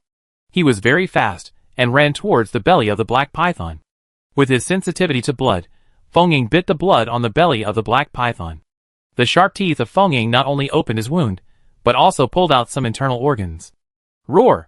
Before Chinyu left a bloody wound there, and now Fonging bit him again, the black python screamed. Then he bit Fonging, and Fonging jumped away quickly after getting Chinyu's wisdom. Take advantage of your weakness to kill you. Chinyu found that the abdomen of the black python did not have much defense, so he concentrated on killing the abdomen of the black python. Era and Fonging also began to attack the abdomen of the black python after receiving Chinyu's instructions. Chinyu cut fiercely, and directly pulled a bloody wound on the lower jaw of the black python. Fonging and Era were hit by the tail of the black python and flew backwards. Chapter 925. It's just that their physique has been strengthened, so they won't be easily killed by a tail now. Chinyu was about to strike, but he saw a hint of mockery in the black python's scarlet eyes. Not good. Chinyu hurriedly prepared to retreat, but it was too late. The black python suddenly coiled up and trapped Chinyu in the middle. Then he kept shrinking his body and raised his head high. Roar! After a roar, the black python bit into his encirclement. Chinyu was now completely trapped in it, unable to escape. Seeing that Chinyu was about to be swallowed by the black python, Fonging and Era rushed up again. They bit the black python's jaw one by one. Roar! The black python's movements paused, and then roared. Seeing this, Chinyu hurriedly jumped out of the black python's body, and the black python was also bitten anxiously. I saw that his body suddenly became larger, and then the sharp teeth in his mouth suddenly became longer, and pierced Fonging and Era in one bite. This guy had another drastic evolution at this juncture. The two beasts howled and were thrown out by the black python. Fonging, Era! Chinyu shouted nervously when he saw this scene. He had long regarded his two pets as companions, and now this big black python dared to hurt his companions. This made Chinyu's anger reach its peak, and then he flew up and slashed along the mouth of the black python. Chinyu's knife gathered all his strength and slashed directly along the corner of the black python's mouth, tearing a huge wound. Blood was spilled, and the black python roared. Chinyu did not stop the knife in his hand, and continued to kill the black python. The black python jumped up, then tangled into a ball, and slammed into Chinyu fiercely. Chinyu was hit so hard that half of his bones were broken, and some of his internal organs were also broken. This injury made Chinyu unable to stand, and then he saw the black python spit at him, and a poisonous gas suddenly rushed towards him. Chinyu fell to the ground, and the black python rushed into the swamp. He was facing evolution, and was seriously injured by Chinyu. At this moment, he just wanted to recover quickly, and Chin Yu was regarded as a dead prey by him. In his opinion, Chin Yu could not survive, so at this time, he could not care about eating Chin Yu's body. Chin Yu fell to the ground, but his consciousness had not yet dissipated. Ding! Congratulations to the host for achieving the achievement of surviving in the wilderness for 4 months. Due to system upgrades, the system prompts are delayed for 12 hours. Please understand. Kill 2 wild adult bears. Reward achievement points 50. Kill 3 wild prairie wolves. Reward 15 achievement points. Kill 4 jaguars. Reward 80 achievement points. Kill various weak wild animals *70. Reward 70 achievement points. Subdue the mutant python, Shier. Reward 100 achievement points. Defeat the laboratory mutant python, Black Python. Reward 50 achievement points.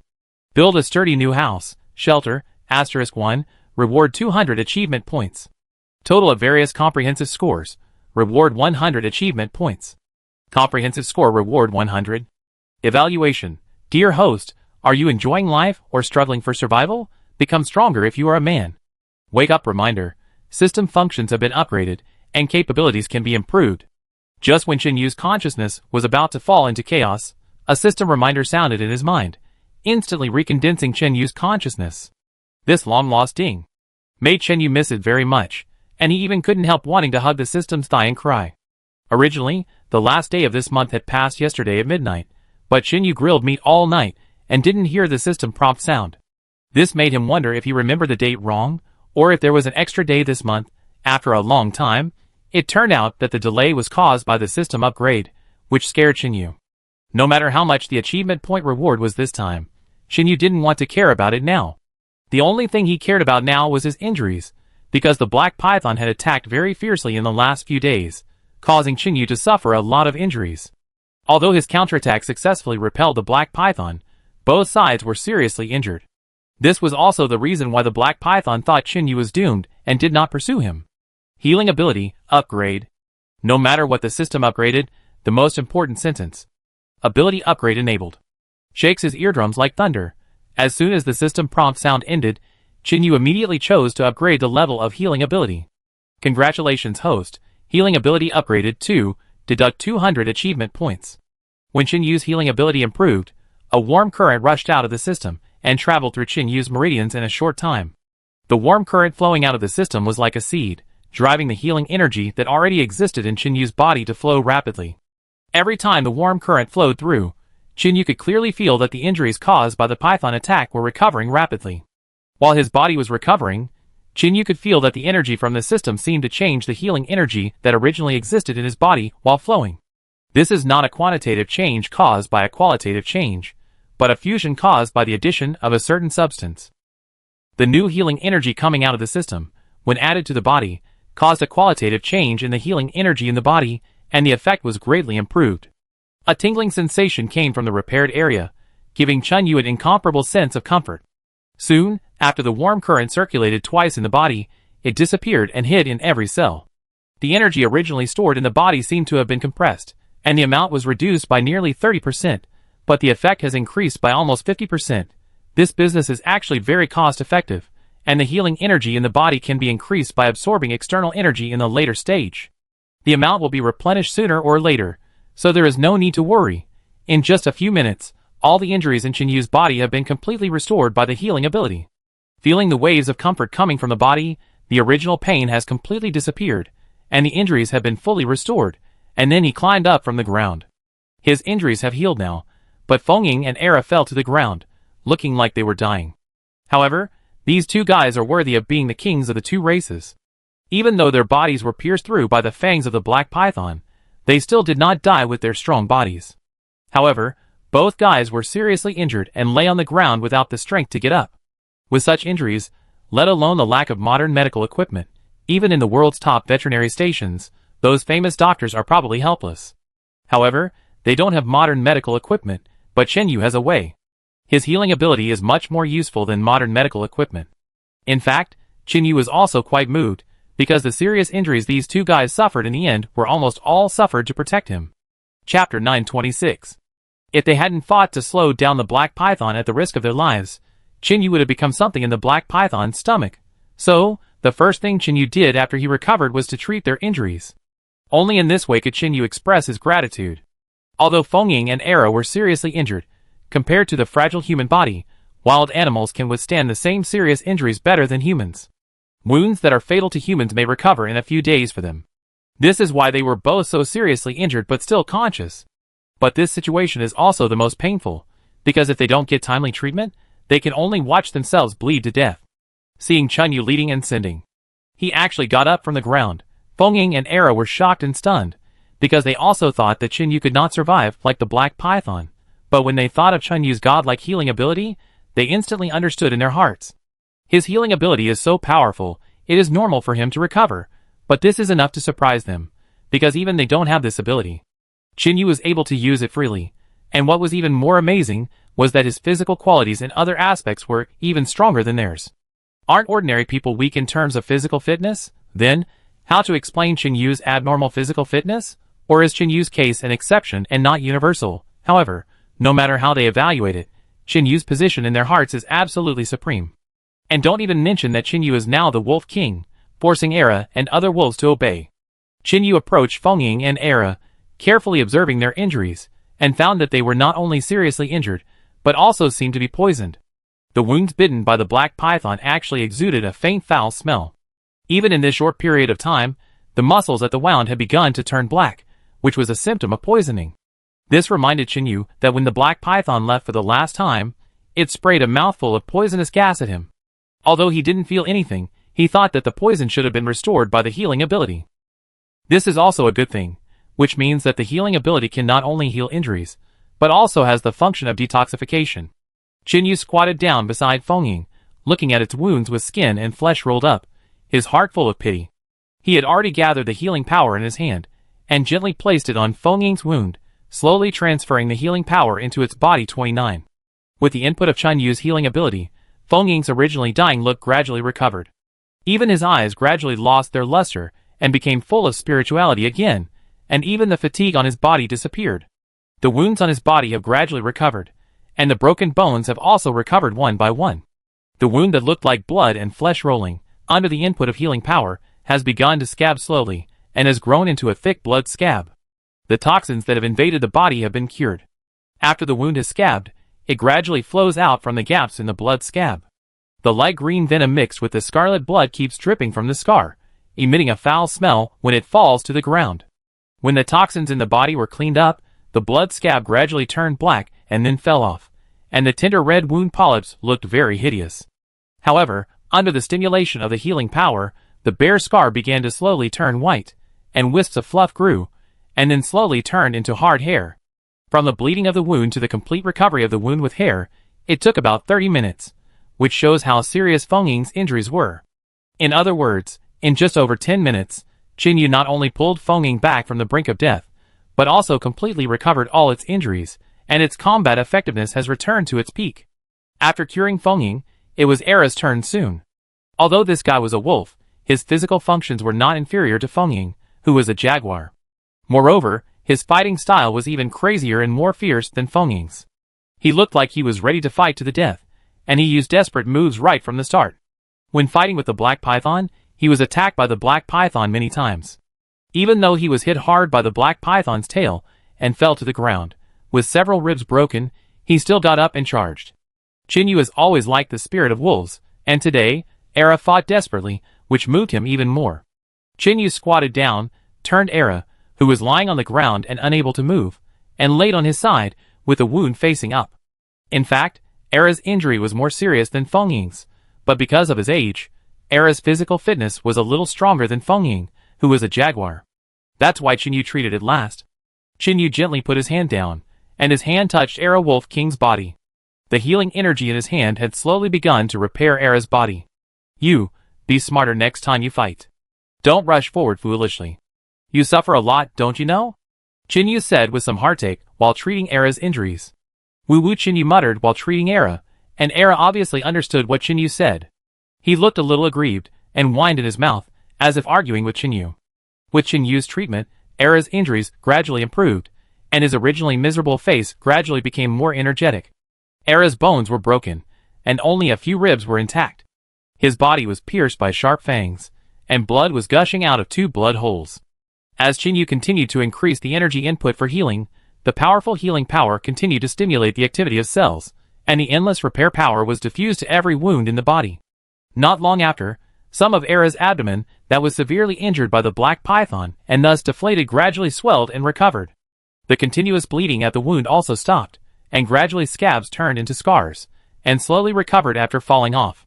The whole process was accompanied by Era's occasional roars, because the broken bones in the body were recovering and the muscle tissue was regrowing. Therefore, in addition to the pain, there was also a soreness and numbness when the body was regenerated and an extremely itchy feeling.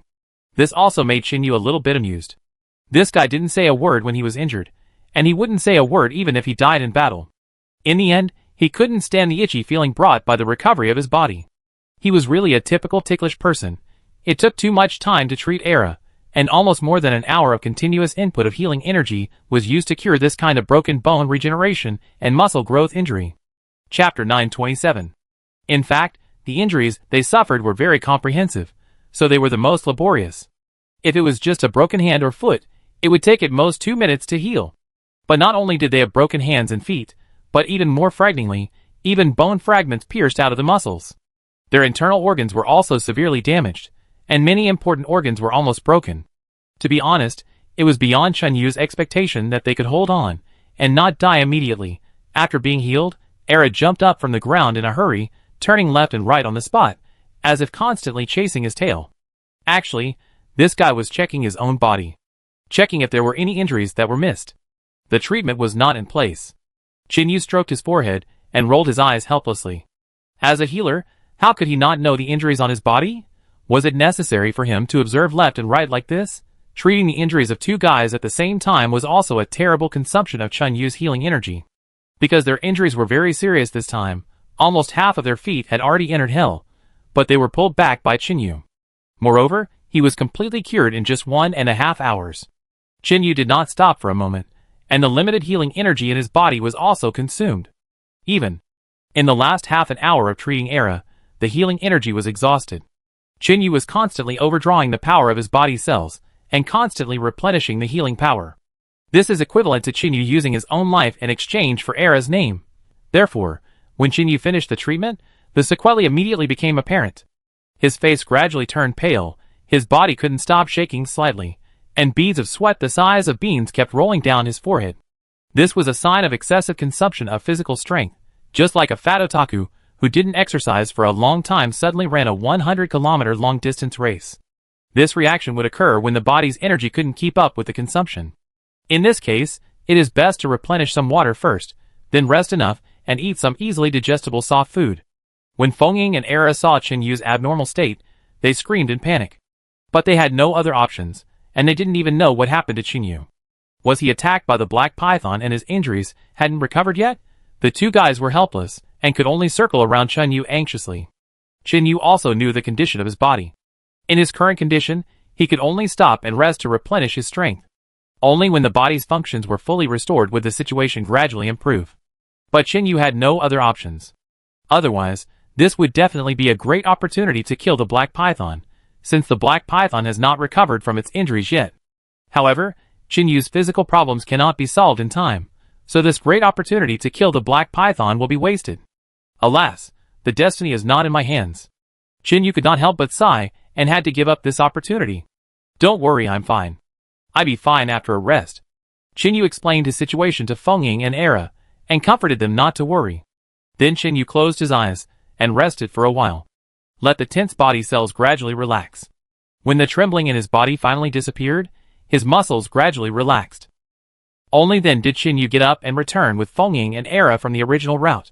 However, just as they were about to return, a black shadow flashed through the crowd again, and a gust of wind and sand was raised due to the speed.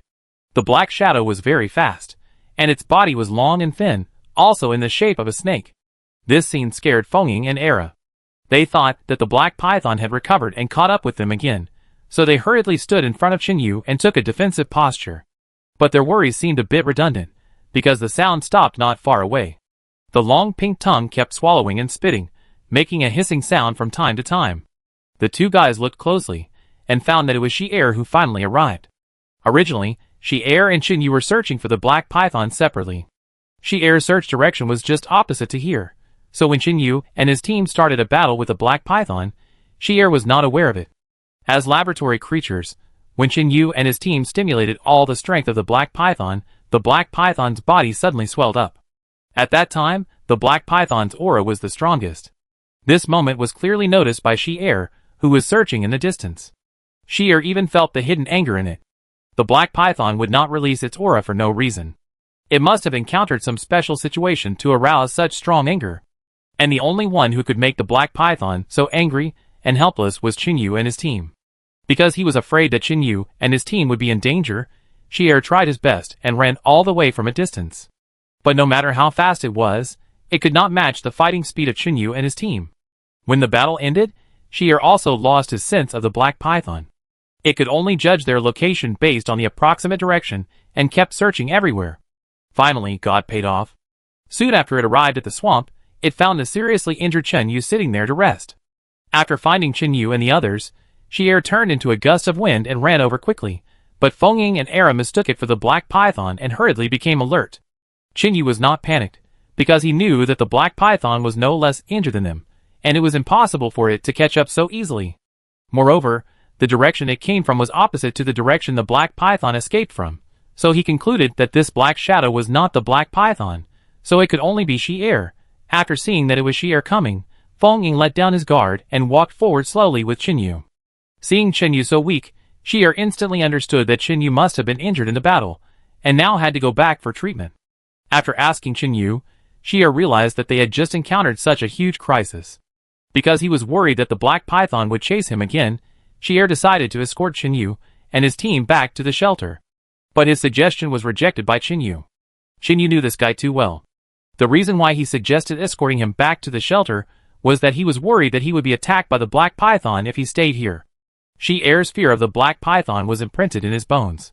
From the beginning when he discovered the breath of the black python to the final attack when he lured the black python out. Shi played the role of the cowardly person all the way, but he escaped successfully every time. When it comes to the unique skills of escaping, Qin himself may not be as good as Shi, so Qin is not worried about it. After a period of careful consideration by Qin, he decided to let Shi stay and track the traces of the black python in this swamp. Chapter 928. And we need to lock the location of the black python. After Qin and his team return, we will launch a counterattack against the black python and try to kill it in this swamp. After listening to Qin's suggestion, Shi immediately and strongly refused, but he was always overwhelmed. After Qin's threats and inducements, as well as the fact that the black python was injured and could not be caught up, this guy finally agreed to track the black python in the swamp. As snake creatures of the same species, and from the same origin, as an old rival for many years, Shi knows the black python best. After all, there's a saying that the one who knows you best is your enemy. Moreover, in this swamp, Qin and his team are not used to the terrain here, so searching or fighting here is very disadvantageous for them. However, Shi, who is also a snake, is not restricted in his movements, and it is even beneficial to his movements, because the black python is already injured, and Shi is indeed at the peak of his physical strength. As long as Shi does not commit suicide and actively provoke the black python, the current black python will be helpless even if it finds it.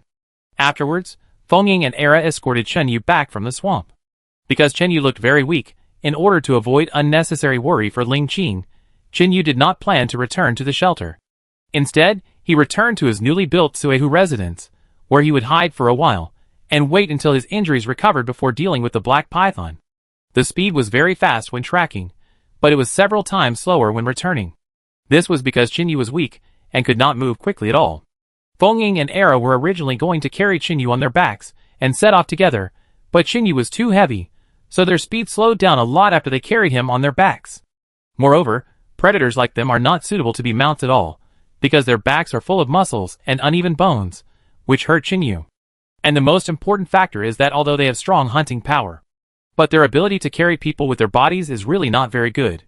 This kind of animal is not born to be a mount, so their back strength is very weak. Once a heavy object is added to their backs, although their limbs seem to be strong, they can't bear the weight other than themselves. Therefore, even though Qin was moving very slowly, they could only follow him closely. Because Qin was very weak now, if he was attacked by other animals, he would not even have the strength to fight back. As Song Yu and the king of the grassland, even if they did not take action, They could guarantee Qinyu's safety just by their deterrent power to other animals. After walking for a long time, when Qinyu felt the worms in his stomach singing, they finally reached Suehu Lake. There is actually another advantage for Qinyu to choose to settle here, that is, there is a lack of everything here, and the last thing is food. And for their current physical condition, food is the best way to recover. There are a lot of crocodiles in this freshwater lake. Even if they eat as much as they want, it will be enough to eat for 10 days and a half. When they came to the edge of Suehu Lake, Qinyu asked Era to lure a crocodile to the lakeside, and took out the hibiscus bough that had been stored for a long time from the system space.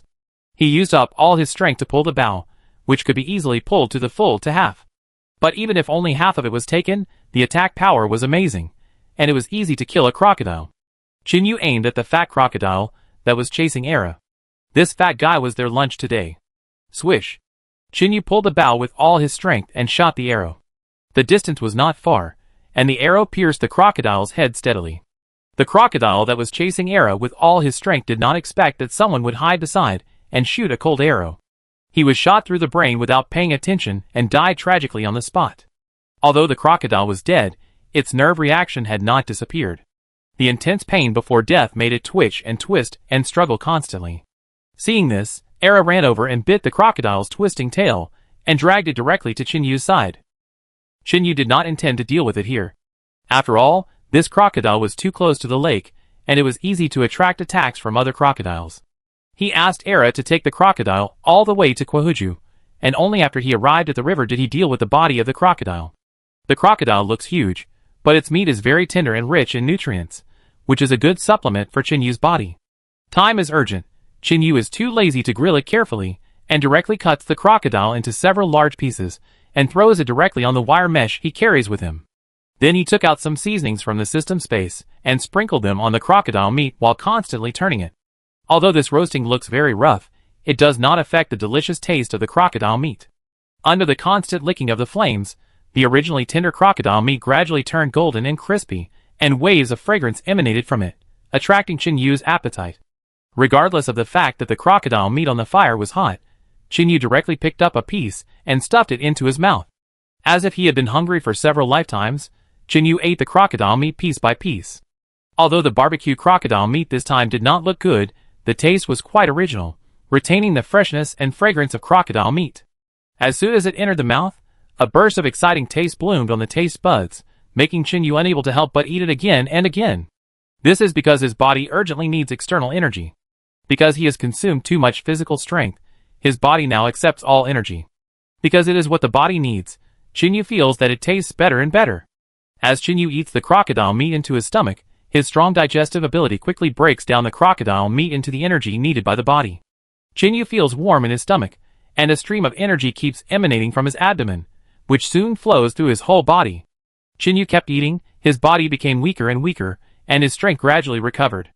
Bongying and Era looked at Qinyu's exaggerated appetite in surprise. Even they probably couldn't eat so much.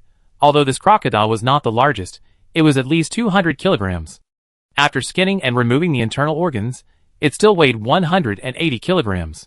But after Qinyu kept grilling and eating this 180 kilograms of lean meat, only a tail, a hind leg, and a head full of bones were left. But Qinyu still didn't stop at this time. He sliced the tail and put it on the grill. He chopped the thigh into several pieces, wrapped it with leaves, smeared it with mud, and threw it into the fire. As for the remaining crocodile head, Qinyu really couldn't find a better way to grill it. He simply chopped the head with a knife, took out the brain inside, put it on the grill with leaves, and sprinkled it with seasonings. Chapter 929. A whole huge crocodile. Under Qinyu's ferocious eating, only white bones were left on the ground in 2 hours. This more than 100 kilograms of meat was eaten into his stomach, but it was still not visible, and even his lower abdomen was still flat. As if he was not full, Qinyu licked it, his face and hands were covered with oil, and he looked at the crocodile bones on the ground in silence. Although he had eaten freely before, he had never eaten a whole crocodile in one go like this time.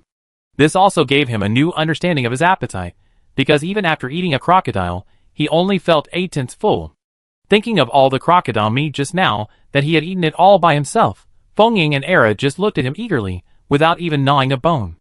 Thinking of this, Qinyu felt a little guilty. After all, it was Era who led this crocodile here, and it was really unreasonable that he didn't share any with him. After eating a whole crocodile meat, Qin Yu's strength was restored a little. He asked Era and Feng Ying to pick up some firewood, and he picked up the hibiscus bough and machete, and came to the lake again. This time he picked the biggest crocodile, shot an arrow from a distance, hit the crocodile's head accurately, and then dragged it up with the rope tied to the arrow. This crocodile was much bigger than the one he had just eaten, and it should be enough for the three of them to eat after processing it. He dragged the crocodile that he had killed to the riverside and processed it. Now he finally had the energy to process the crocodile carefully. Unlike before, he just messed around to fill his stomach and ate too roughly. Life should be more refined and have a sense of ritual. Qin Yu cleaned the sturdy crocodile with a machete, tied the whole crocodile to an iron rack, marinated it with seasonings, and lit the carefully prepared charcoal. He made the crocodile into a roasted crocodile, using every part of it inside and out. He even stewed the internal organs into a pot of delicious soup, which was full of fragrance. The man and the two beasts enjoyed the meal very much. One crocodile was not enough, so Feng Ying and Era went to hook up another one, and all of them went into the stomachs of the three of them. It was not until he had finished eating 3 crocodiles that Qin Yu came back to his senses, and his brain and body regained their autonomy. Now, sitting on the ground after eating to digest his food, Qin Yu had time to slowly browse the messages that kept flashing in the system. Although a lot of system messages flashed, not many of them were useful to Qin Yu. They were all notifications of achievements. What Qin Yu wanted to know most was the part about achievement points, and the rest was meaningless to Qin Yu. Qin Yu counted and found that there were a total of 765 achievement points, but because he used 200 points when upgrading his healing ability, these are all earned by Qin Yu with his life. Even if he lost a little, Qin Yu was very distressed. On this deserted island with nothing, these achievement points are more attractive than small money. Even in a civilized society, achievement points cannot be bought with money. Only in this wilderness can Qin Yu get achievement points better. In today's society, he doesn't need to build any shelters or go out hunting. Because 200 points have been consumed, there are only 565 points left. Qin Yu has to use them sparingly. After taking a look at the system panel, he analyzed the current data in detail. Name, Qin Yu. Strength, 40. Speed, 30. Healing, 27. Cold and heat resistance, 20. Physical fitness, 25. Physical strength, 25. Remaining achievement points, 7. Ability 1. Animal language, 2. Ability 2. Healing, 2. Ability 3. Crisis sense, 1. Special ability. Storage, 1. In fact, Qin Yu felt that the allocation of healing points was not necessary, because the body's self-healing could not keep up with the healing ability. Compared with self-healing, Qin Yu prefers healing from abilities, which is not only fast, but also can heal others, and has very few limitations. And now the system ability has been upgraded, he can use achievement points to upgrade the abilities he has obtained. Among them, Qin Yu thinks the most useful are crisis sensing and the system's portable space storage ability. Therefore, Qin Yu upgraded these two abilities by 1 level, consuming a total of 400 achievement points. A total of 765 achievement points, 600 of which were used up at once. Now, he has a total of 165 achievement points left, which can be allocated to other aspects of his physical qualities. Qin Yu decided to improve his strength, speed and physical fitness to varying degrees. Speed is necessary, so add 20 points first. Secondly, strength is indispensable for dealing with the black python, so add 25 directly, and as for the remaining physical fitness, also increase it by 20. The remaining achievement points are left with 100 to make up an integer. As a result, Qin Yu has improved in various aspects to varying degrees. Name, Qin Yu. Strength, 65 speed, 50 healing, 27 heat and cold resistance, 20 physical fitness, 45 physical strength, 25 remaining achievement points, 7.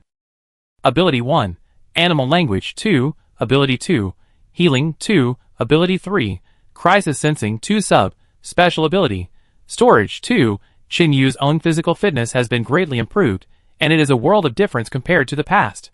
Now that he has eaten, the man and the two beasts have rested enough, and Qin Yu's own abilities have been improved, it is time to find that black python and end it all. After putting out the fire, Qin Yu took Feng Ying and Era and set off. Their destination was clear, which was the swamp where the fierce battle took place before. The black python must have thought that Qin Yu was dead, and Feng Ying and Era were also seriously injured and could not survive. Therefore, it would definitely not run far, and would definitely hide in the swamp. After all, it was also seriously injured, and could not recover in a short time. It also had to find a quiet place to heal. Chinyu also thought of this, and decided to chase the black python. Moreover, Chinyu and his team had another advantage, that is, Shi-Er had been monitoring the whereabouts of the black python in the swamp. Even if it escaped, Chinyu could find it smoothly. Following the trail they had taken when they came back, Chinyu and his team chased it all the way to the swamp. The traces of the battle here had gradually faded. It had been almost half a day since they left the swamp. During this half day, the bloodstains and mincemeat left by the battle here were visited by nearby creatures, covering up the fierceness of the battle. This swamp is the confluence of several valleys. Because the soil is soft and the bottom is not easy to penetrate, but the soil layer is relatively deep, this swamp is formed. The depth of the swamp is unknown, but when Chinyu was fighting with the black python, he jumped into it but kept sinking. He also took a lot of effort to jump out. And at that time, he was only stuck in the swamp to the position of his legs, and he still had a chance to escape. If you are stuck in the swamp above the waist, your movement will almost be restricted. Chapter 930. In this case, either continue to sink forward and wait for death, or hold on without struggling and wait for your companions to rescue you. Because in the swamp, the more you struggle, the deeper you will sink. When you can't be rescued in the end, you will be useless. Because the swamp is not suitable for Chinyu to fight, after finding the black python, he has to find a way to lure it out. Only on solid ground is Chinyu's home ground. When he first arrived, Chinyu did not alert the snake, but chose to move forward quietly, using grass and trees to hide his body. As for Era and Fengying, they are both top experts in this field, so Chinyu doesn't need to worry about them at all. Just after Chinyu hid himself, they quickly went into the bushes and disappeared. Chinyu was careful to move forward while paying attention to the dangers of the swamp, because in this swamp, there is not only the black python living here.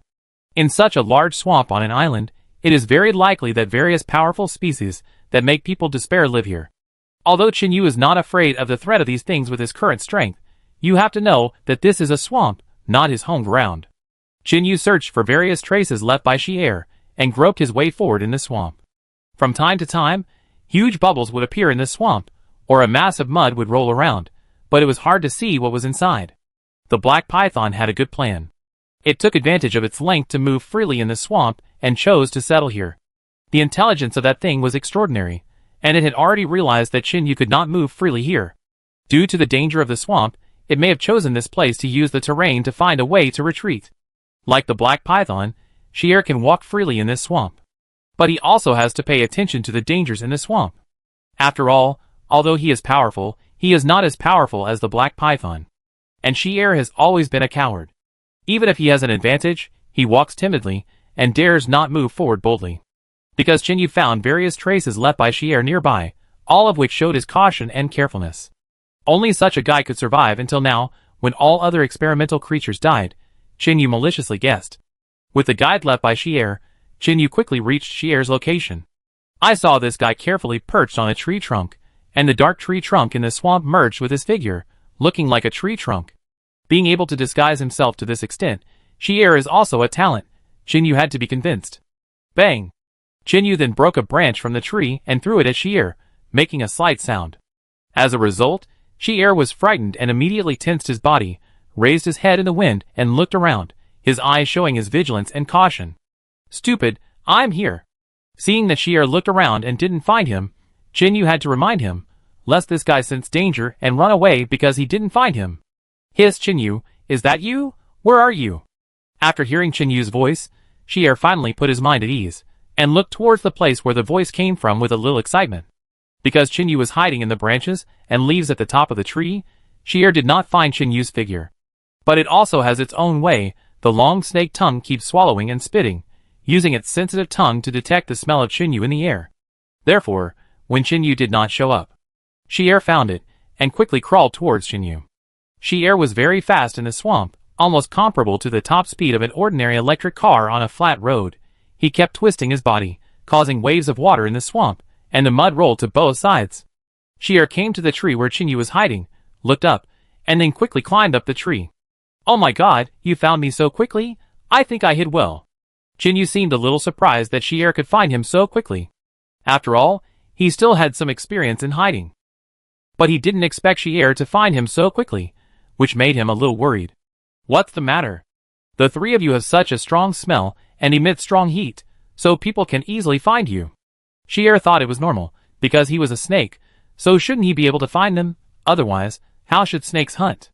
No, you misunderstood. What I want to say is that since you can find us, will the black python find us from the beginning? As a snake, Shi'er was able to find their whereabouts so quickly, which was indeed unusual, but it just hadn't discovered it yet. Because as a mainland venomous snake, Shi'er actually possessed all the abilities that other venomous snakes should have. Chinyu suspected that Shi'er was a mixture of all the abilities of venomous snakes gathered in the laboratory. And if Shi'er was so powerful, then there was no reason for the black python to be weak. But thinking about the strength of the black python's body, Chinyu was silent in his heart. Don't worry, it can't find you. Just when Chinyu was feeling miserable, Shi'er's voice rang out from the side. Oh, how did you know? Chinyu was a little curious when he heard Shi'er say that the black python couldn't find him. He was originally worried that if he tried so hard to hide, he would still be discovered by the black python. That would be a waste of effort. Back then, in the laboratory, that guy was a combat-type experimental subject, and I was also an agile reconnaissance type. According to Shi'er, the laboratory divided all animal experiments into several different functional departments for experiments. The black python was used for fighting, and its main performance was its abnormal physical defense. Its own evolution was very high. Moreover, the black python's body aggregated the genes of other giant pythons, so whether it was the speed of recovery from injuries or the mouthful of fangs, it had incredible power. However, the black python also had its own weaknesses. Although its physical strength was quite strong, God was fair, and would not let it be perfect. When the laboratory wanted to integrate the gene of agile detection into it, it found that its strong body was not compatible with this gene. Therefore, the black python also lost some genes that can detect danger as a snake. However, its own strength is very strong, and there is little power that can threaten it. Even if there are blind people who dare to fight it, they will eventually be wiped out by it. Hearing this, Chinyu felt relieved. It turned out that his worries were unnecessary. Although the black python is strong in combat and smart, but it is blind and has extremely low detection ability. Moreover, the black python hides deep under the swamp because of fear of danger. The thick mud hinders its perception of danger. Therefore, even if they didn't hide their bodies and swaggered in the claws, the black python wouldn't notice them at all. After all, the black python was already busy with its own wounds. How could it have the energy to pay attention to whether they were chasing after it? That's good. Then have you found the trace of the black python? Chapter 931. After Chinyu knew that the black python could not find him, he finally let go of the worry in his heart. He asked Shi'er about the whereabouts of the black python. This guy had been here for most of the day, so he should have gained something. Why, you didn't hide for most of the day, and didn't look for it. Chinyu looked at Shi'er with some suspicion. This guy could really do such a thing. If he hadn't forced him, he would probably hide aside and pretend to have looked for it. How is it possible? Am I Shi'er that kind of person? I have already found the whereabouts of the black python. But the swamp is so big that I can only roughly determine the range of its activities. After hearing that the whereabouts of the black python had been determined, Chinyu was no longer worried. Since 5.7 could find it, he could kill it. According to Shi'er's instructions, Chinyu carefully explored the area within a radius of 1,000 meters in the center of the swamp, hoping to find the traces of the black python. However, no matter how he searched the place, he could not find even a hair of the black python. This made him wonder if Shi'er was lying to him. Why are you looking at me like that? Do you think I'm lying to you? That guy is hiding deep under the swamp. Can you see it from your surface? Seeing that Chinyu couldn't find the black python after searching for a long time, and instead stared at him suspiciously, Shi'er suddenly became anxious. It's true that he is timid, but it never lies. Besides, there is no need to lie about this kind of thing. In fact, Shi'er did not lie. The black python was actually hiding under the swamp, licking its wounds in a stone cave under the swamp. After being defeated by Chinyu, this guy quickly ran to this cave under the swamp, and hid because he was afraid that other predators would discover his serious injuries. After arriving here, the black python was completely relieved. After all, no one has been able to break through the swamp more than 20 meters deep and drill down here. This is also its last hope to save its life. If it loses the swamp more than 20 meters deep, then it will accept its fate. After the battle with Chinyu and others, the black python quickly ran here and hid. His own injuries heal very quickly. As long as he sheds a layer of skin, all the injuries on his body will recover. Although it is not as powerful as Chinyu's healing energy, it is very rare to use shed skin to heal one's own injuries. This is indeed a method used by pythons to heal themselves.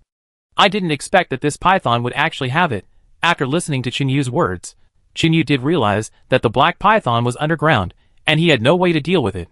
Even though his body had been strengthened by the system, he was unwilling to go down into the swamp that was as sticky as cement mortar. After all, he couldn't move freely even if he went down, because he was not as smooth as a python, and he had no hands or feet, so he could just slide through the swamp. The only way was to find a way to lure the black python out, otherwise it would be impossible to dig up the swamp. Qinyu thought about it, and decided that it would be best for Shi-Er to do the hard work of luring the black python. After all, Shi-Er is the best supplement for the black python. Shi-Er plays a key role in whether it can make further progress on the road of evolution. Because there are only a few organisms left in the laboratory, even if it wants to devour other organisms, it can't. Therefore, this guy in front of him, who can bring me hope of further progress, and is also a snake creature, can definitely give me great progress. Ahem, Shi-Er, there is something I want to discuss with you. Qinyu coughed. After all, it was not the first time that he forced Shi-Er to lure the black python. Last time at the freshwater lake, Shi-Er was forced to go, and he almost got eaten. This time, if Qinyu asked it to go again, it would definitely not want to go, but it was a bit embarrassing to force it to go to 607, after all, they were so familiar with each other. Don't even think about it, I won't go back to die. Are you going or not?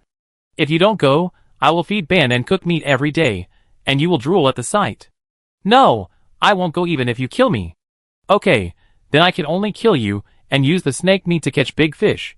That black python should be very interested in your meat. Qinyu, carrying a strong pressure, pushed toward Shi-Er step by step. Humph, if you don't want to eat it, then don't eat it. Goodbye. I didn't expect that Shi-Er would jump down from the tree, dive into the swamp, and crawl far away in the blink of an eye. He raised his head and spit at Qinyu, his eyes full of mockery. Qinyu was really helpless this time. After all, he could only jump on the tree or barely stand under the moss-covered tree. When it comes to moving in the swamp, 10 Qinyus are no match for one Shi-Er. There is no other way. It seems that this time Shi-Er can't be forced to act as bait. We can only think of other ways. There are only two ways to kill the black python. One is for it to come out on its own, and the other is to enter it on your own. If you want the black python to come out, you can only use bait, but if you want to enter this swamp on your own, it is as difficult as ascending to heaven. And even if you can enter it on your own, you can't launch an effective attack and can only passively take the beating. There is no other way. It seems that the only way is to open up a swamp. In fact, Qinyu still has the ability to open up this swamp, but this project is too dangerous and takes a long time. Therefore, this is the last choice, because the impact of this method is indeed too great. And this method is to use explosives. If you want to get the black python out, the only way is to use explosives to overturn the swamp, scare the python out, or blow it out. Shi-Er, you stay here. I go back and find a way to force this guy out. Hiss, don't try to trick me. You want me to be the bait again. Keep it for me. I deal with you if the black python is gone when I come back. Qinyu ignored Shi-Er's rebuttal, and jumped back from the branch with Era Wolf King and Fengying, and ran away. He had to go back to make explosives, because making explosives requires a lot of materials, and he had to slowly look for them. Seeing that Qinyu seemed to have really left, Shi-Er climbed out of the swamp again. It quickly climbed up the old, black tree trunk, lifted its tail high, and pretended to be a dead branch. Although it didn't dare to lure the black python out, it could still stand guard and monitor here. After Qinyu left, he planned to look for materials for making explosives. This place was close to the sea, so it was actually very simple to find materials for making homemade explosives. The main materials needed to make homemade explosives were sulfur, saltpeter, charcoal powder, etc. Saltpeter could be found everywhere. After all, saltpeter was the most abundant near the salt marshes near the sea. Even the bricks in the corners of Qinyu's shelter had grown many long and thin white crystals. I believe many people have seen this kind of thing, and even picked it for fun. Such saltpeter can be picked, filtered with water, and dried. After several processes, you can get shaped saltpeter. Charcoal powder, as the name suggests, is easier to get than saltpeter, and the cost is also very low. As for sulfur, most of this thing is in large quantities near the crater, but it is rare to see a single volcano on an island. At least on this island, Qinyu has not seen a volcano. Chapter 932. However, although there are no volcanoes on the island, Qinyu has seen many volcanoes on the seabed. The last time he was looking for meteorites on the seabed, Qinyu saw 2 or 3 craters.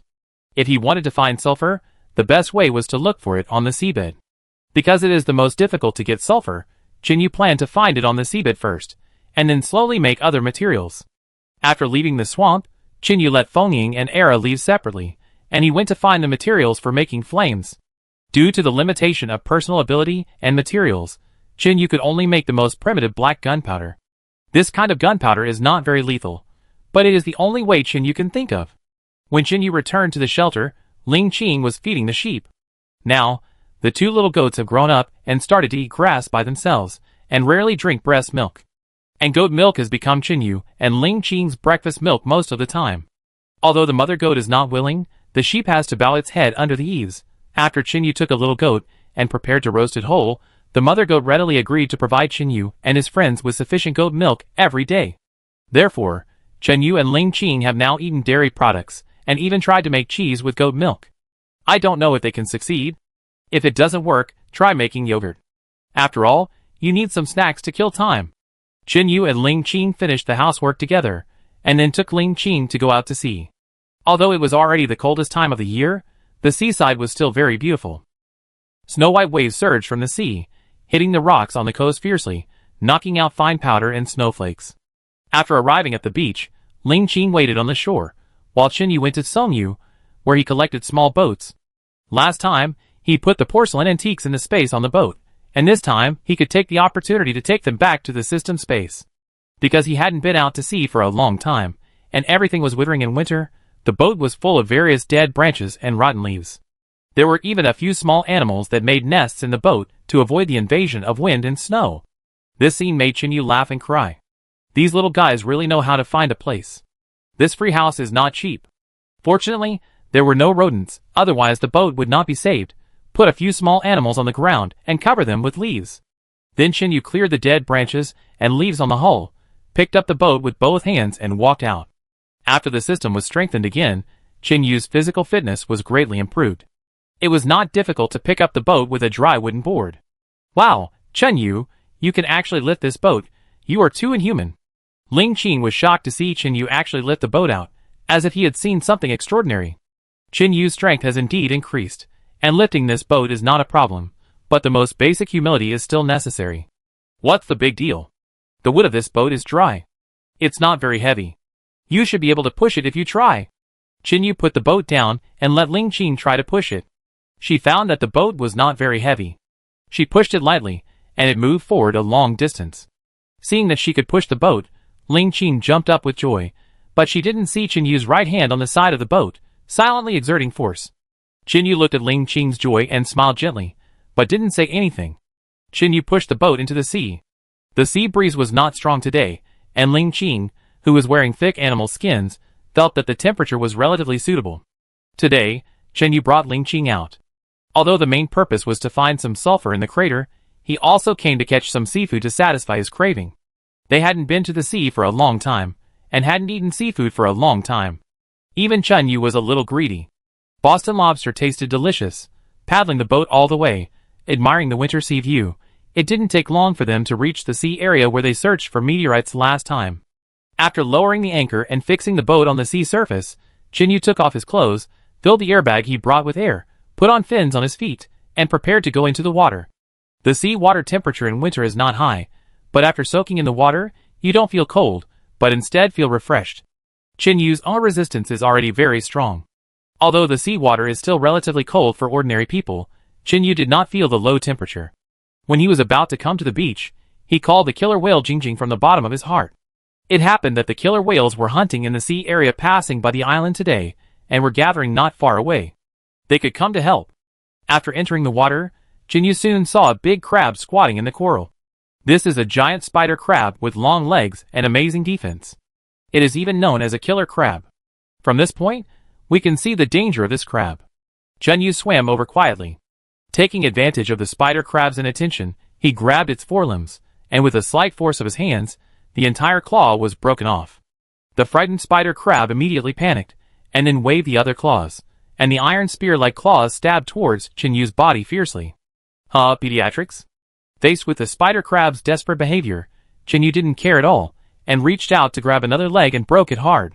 The remaining 4 or 5 claws all pierced Chinyu's body, but there was no sound of piercing the body as expected. When the spider crab's claws pierced Chinyu's body, they were bounced up by the strength of Chinyu's body. The moment the spider crab's claws touched his body, Chinyu felt as if he was hit by a blunt object. Although it did not break through his own defense, it made Chinyu feel a burst of pain. Then Chinyu was also angry in his heart, and his body moved quickly, his hands danced quickly, and broke all 8 claws of the spider crab. Spider crabs taste very good, and have always been favored by high-end consumers in today's society. However, because spider crabs are very dangerous, fishermen often have to risk their lives to catch them, so the number is very small, and the price has always remained high. The spider crab whose claws were broken by Chinyu still did not give up, and used the small piece of broken legs left in the abdomen to wave, trying to escape from Chinyu's clutches. But how could Chinyu let it run away? This is a rare delicacy.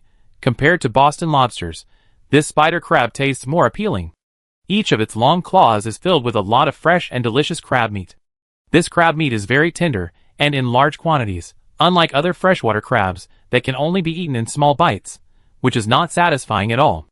In addition to the crab legs, the body of this crab is also very large, and the crab roe and crab paste are even more irresistible. Chapter 933. Not only is it delicious, but it is also very nutritious. Few things can match its nutritional value.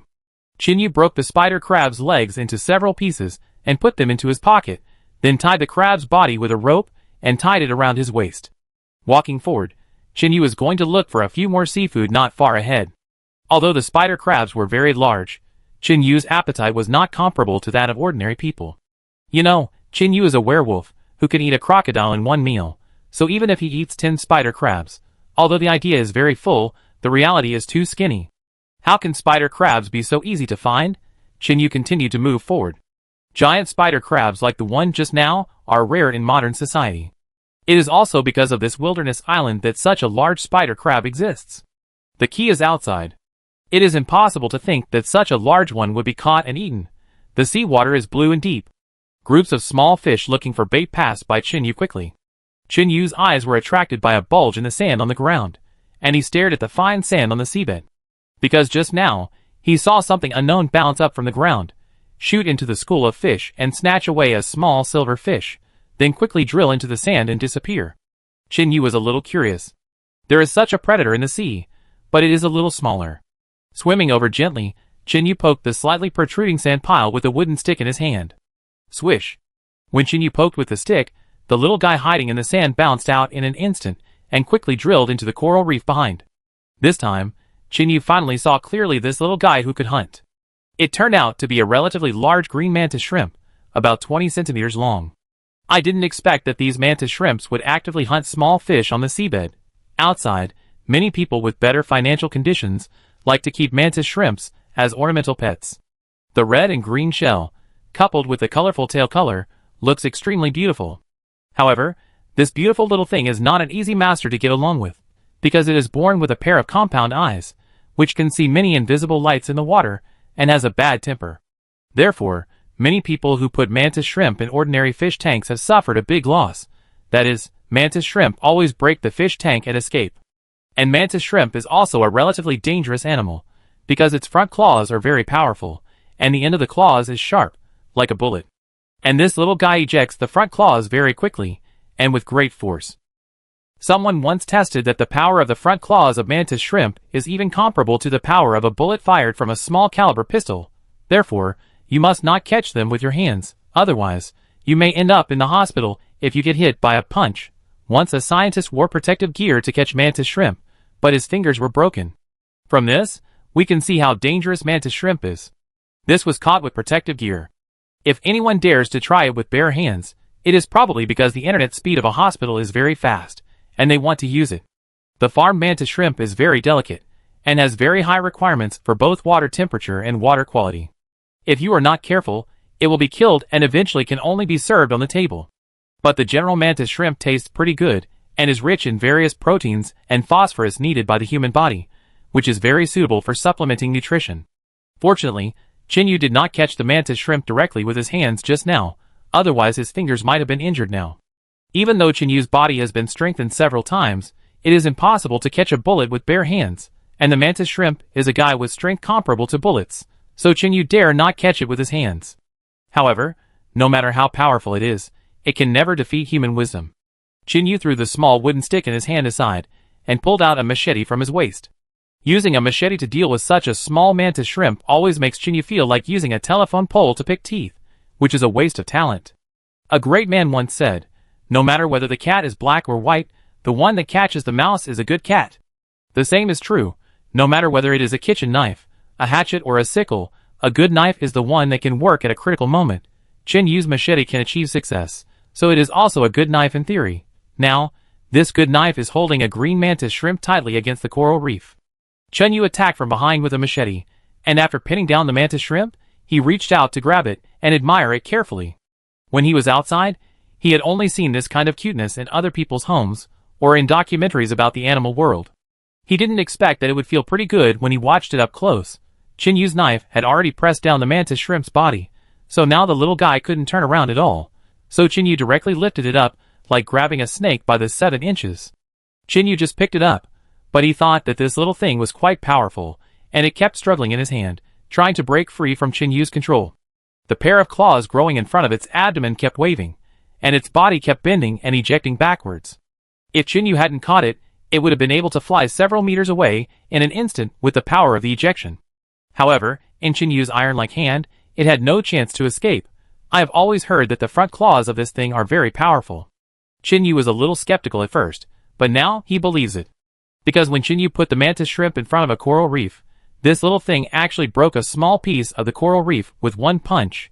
Then Chinyu found a few small shells and conchs to try. These difficult hard-shell creatures were broken by it in just a few punches. With such a strong force, it is worthy of being a famous boxer in the sea. Unfortunately, this boxer can't escape today and is destined to go into Chinyu's stomach. Because he was worried that the mantis shrimp would cause trouble in his pocket, Chinyu flicked his thumb on its head with a little force. Bang! Although the mantis shrimp is very powerful, Chinyu's hands are not vegetarian either. He knocked this guy unconscious with a middle finger. It can be seen that this mantis shrimp should be an output type character, and its defense is too low. It has strong power when attacking, but its defense is poor. It can be killed with just one finger. After confirming that it will not wake up again, Chinyu put the mantis shrimp into his pocket and searched carefully around. Since there is a mantis shrimp here, it means that this place is suitable for mantis shrimp to survive, and there should be other mantis shrimps. After searching for 2 rounds, although no other peacock mantis shrimps were found, a dozen or so mantis shrimps were found. Strictly speaking, this mantis shrimp is also a kind of mantis shrimp, but because of some online dissemination some time ago, this mantis shrimp was forcibly called a mantis shrimp. Chapter 934. None of the dozens of mantis shrimps escaped. How could they escape after the speed was increased again? Although they were in the sea, the speed of attack did not decrease much. Chinyu picked up the shrimps one by one and threw them to the nearby leady. After looking around and finding that there were no other things, he walked forward with a small bag of mantis shrimps. Because the distance from the submarine volcanoes was quite far, Chinyu did not plan to go there for the time being. After the killer whale Jingjing comes back, we will use Jingjing's speed to move forward. This sea area is an area with a lot of freshwater inflow. There are 2 rivers flowing into the sea where Chinyu and his team came. Therefore, the inflow of fresh water brings rich bait and various minerals to the fish, shrimps, crabs and other nearby, so this is also the place where fish and other seafood gather the most. Chinyu also took advantage of this time to find more seafood here. Because the weather is cold and the snow has not melted yet, seafood and other foods with a shorter storage time will be stored longer in the snowy days of the 12th lunar month. As Chinyu continued to go deeper into the sea, he encountered more and more seafood. After harvesting 500 large lobsters in a row, Chinyu finally filled his backpack and the pockets tied around his waist. These things were enough to satisfy their cravings and eat for a while, so Chinyu returned directly to the boat. Because of the message sent by Jingjing, Chinyu learned that she was about to arrive. Chinyu returned to the boat, took out the seafood in his backpack and the mantis shrimp in the small pocket on his waist, and spread them all over the deck. At this time, not far from the sea, a drone buzzed over. This is a long-distance flying drone specially made by the program team, specially made for filming the lives of Chinyu and Ling Qin. Because the program team found that Chinyu always disappeared inexplicably, no matter how hard they looked, they couldn't find him. And every time Chinyu went out, the journey would take several hours. Their drone battery life was not enough, and often halfway through the filming, it showed that the battery was not enough for the return flight. At this time, they could only choose to return the same way. This situation was reported several times by the Wolf friends in the live broadcast room. Some people even gave the program team several lollipops to ask them to change the camera for filming. A lollipop is only a few cents. The program team was ridiculed and accepted the audience's request and customized 3 super follow-up artifacts from the airline company. Among all the live broadcast rooms, only Chin-Yu and his team in Group 2 had such treatment. These 3 enhanced drones arrived today. When the drones flew over, the notes on them told Chin-Yu and his team the whole story. Moreover, after the program team learned that Chin-Yu was going to the sea to salvage seafood, the drone went back to replace 2 new batteries, so it fell behind Chin-Yu and his team. And this time the program team also added a requirement for him to bring diving equipment to shoot some scenery and his experiences on the seabed. Chin-Yu originally wanted to refuse, but when he saw that the program team decided to add 2 more percentage points to the reward share in their contract, Chin-Yu readily agreed. When Wukong came last time, he secretly told Chin-Yu that their rewards almost reached half of their annual survival bonus. This also made Chin-Yu completely stunned. His original goal was just to get a few $100 million, but he didn't expect to get so much now. With so much bonus, even if it increased by 1 percentage point, the small amount of money he got would be an astronomical figure. When the drone just appeared in their sight, Chin-Yu just climbed out of the sea with his upper body naked. The scene where Chin-Yu poured the seafood in his pocket onto the deck was also intentional. In order to attract more viewers and more rewards, Chin-Yu also began to learn how to operate. Wow! You caught so many seafood, Chin-Yu, you are amazing. You are worthy of being my man, Ling Qing. Before the live broadcast room was buzzing, Ling Qing started to shout. He jumped up excitedly and hugged Chin-Yu. Okay, it's just a routine operation. Please don't be surprised. Chin-Yu deliberately hugged Ling Qing in front of the live camera and said to the drone camera, "Fuck, I'm done. Chin-Yu, you can do it. You dare to pick up my woman in front of me. You wait. Are you serious? I've taken a screenshot and saved it. Ahem, I accidentally found your ID address again. Don't blame me, I'm used to being a hacker. Hee, you're naughty again, deskmate. You guys, bully me, I'm dying sob. Oh my god, you're a master at turning into a sob monster in a second. I bet Chin-Yu is no match for you. Drag him out and beat him to death. He's already been dragged out. The teacher and classmates are beating him up. If you have anything to say, please burn paper. Don't you think Chin-Yu is cool for winter swimming? And he caught so many seafood without diving equipment, I admire him. +1. +110. +12,580. The water in the live broadcast room has always been deeper, and there are all kinds of big guys, and they speak well. Even Chin-Yu likes them very much. When he was still a dead otaku, he would watch the live broadcast every day, and he admired the fearless spirit of various teachers who use their bodies to teach. Especially at this time, there are still people playing barrage. Chin-Yu admires this kind of masters the most, because they have reached a state, that is, after 3 seconds, the world is meaningless. However, since arriving on the island, he no longer thinks about the former live broadcast masters. Looking at Ling Qing beside him, Chin-Yu smiled gently. While the killer whale Jingjing has not arrived yet, Chin-Yu plans to fulfill his promise and take the live broadcast camera to the sea for a turn. Reaching out to take the deep-sea camera from the drone, Chin-Yu prepared and went into the sea. Ling Qing was a bit bored and was fishing on the boat with the fishing rod left by his former teammates. Therefore, Chin-Yu and his live broadcast room was rarely divided into 2 screens. On one side was the scene of Ling Qing fishing in the sea breeze, and on the other side was the scene of Chin-Yu catching seafood in the sea with the camera. This made many people excited, because some people like Chin-Yu and some people like Ling Qing. Now both sides are broadcast at the same time, which satisfies their needs at once. Ling Qing looks beautiful when fishing. The cold wind in the sea gently blows the hair on her forehead, and there is a slight smile on the corner of her mouth, with a graceful and peerless appearance. Chin-Yu satisfied the curiosity of many students who had wanted to go to the beach or go diving in the sea for a long time, but had been delayed. Oh my god, I have taken a screenshot. This picture of my goddess Ling Qing is so beautiful. She is wearing a bear fur coat and fishing in the sea breeze. It really makes me intoxicated. Humph, a bunch of guys who have never seen a woman. My master Chin-Yu is the most handsome. Chapter 935. Upstairs, why are you a boy here? Why don't you go back and wash your butt and go to bed? All of you go away, I'm a cute girl. Another big guy who dresses like a woman and is schizophrenic, There's no hope. Bye. The fun of the live broadcast room will always be understood by the same kind of people in the live broadcast room. Just like the commentator in the special live broadcast room, it is always in an awkward state. Ahem, that, Mr. Xiao, will Chin Yu have any problems in the sea in such a cold weather? You know, in this kind of weather, I will catch a cold even if I take a hot shower. The host asked a good question. This depends on one's physical fitness. Chin Yu has been on this island for almost half a year, and has never been sick. It can be seen that his physical fitness is still very good. Besides, it's just snowing on the island over there. The snow has not melted yet, so the temperature is not very low. Moreover, the temperature in the seawater is even higher than that on land, so there will be no problem. Xiao Chong explained expressionlessly. He just wanted to be a professional wilderness survival instructor. He didn't want to care about other things, let alone ridicule anyone. Although the speaker didn't mean it, the listener took it to heart. In Yubin's ears, these words became Xiao Chong's disguised way of saying that he was not in good health and was very weak. How could he tolerate this? This matter concerns the dignity of men. Xiao Chong is really ignorant. He actually mocked him in front of hundreds of millions of viewers. Haha, Teacher Xiao is right. This man is really old and can't do it. I can only watch his expression. He really can't do it because he is not in good health. I can only do some easier work.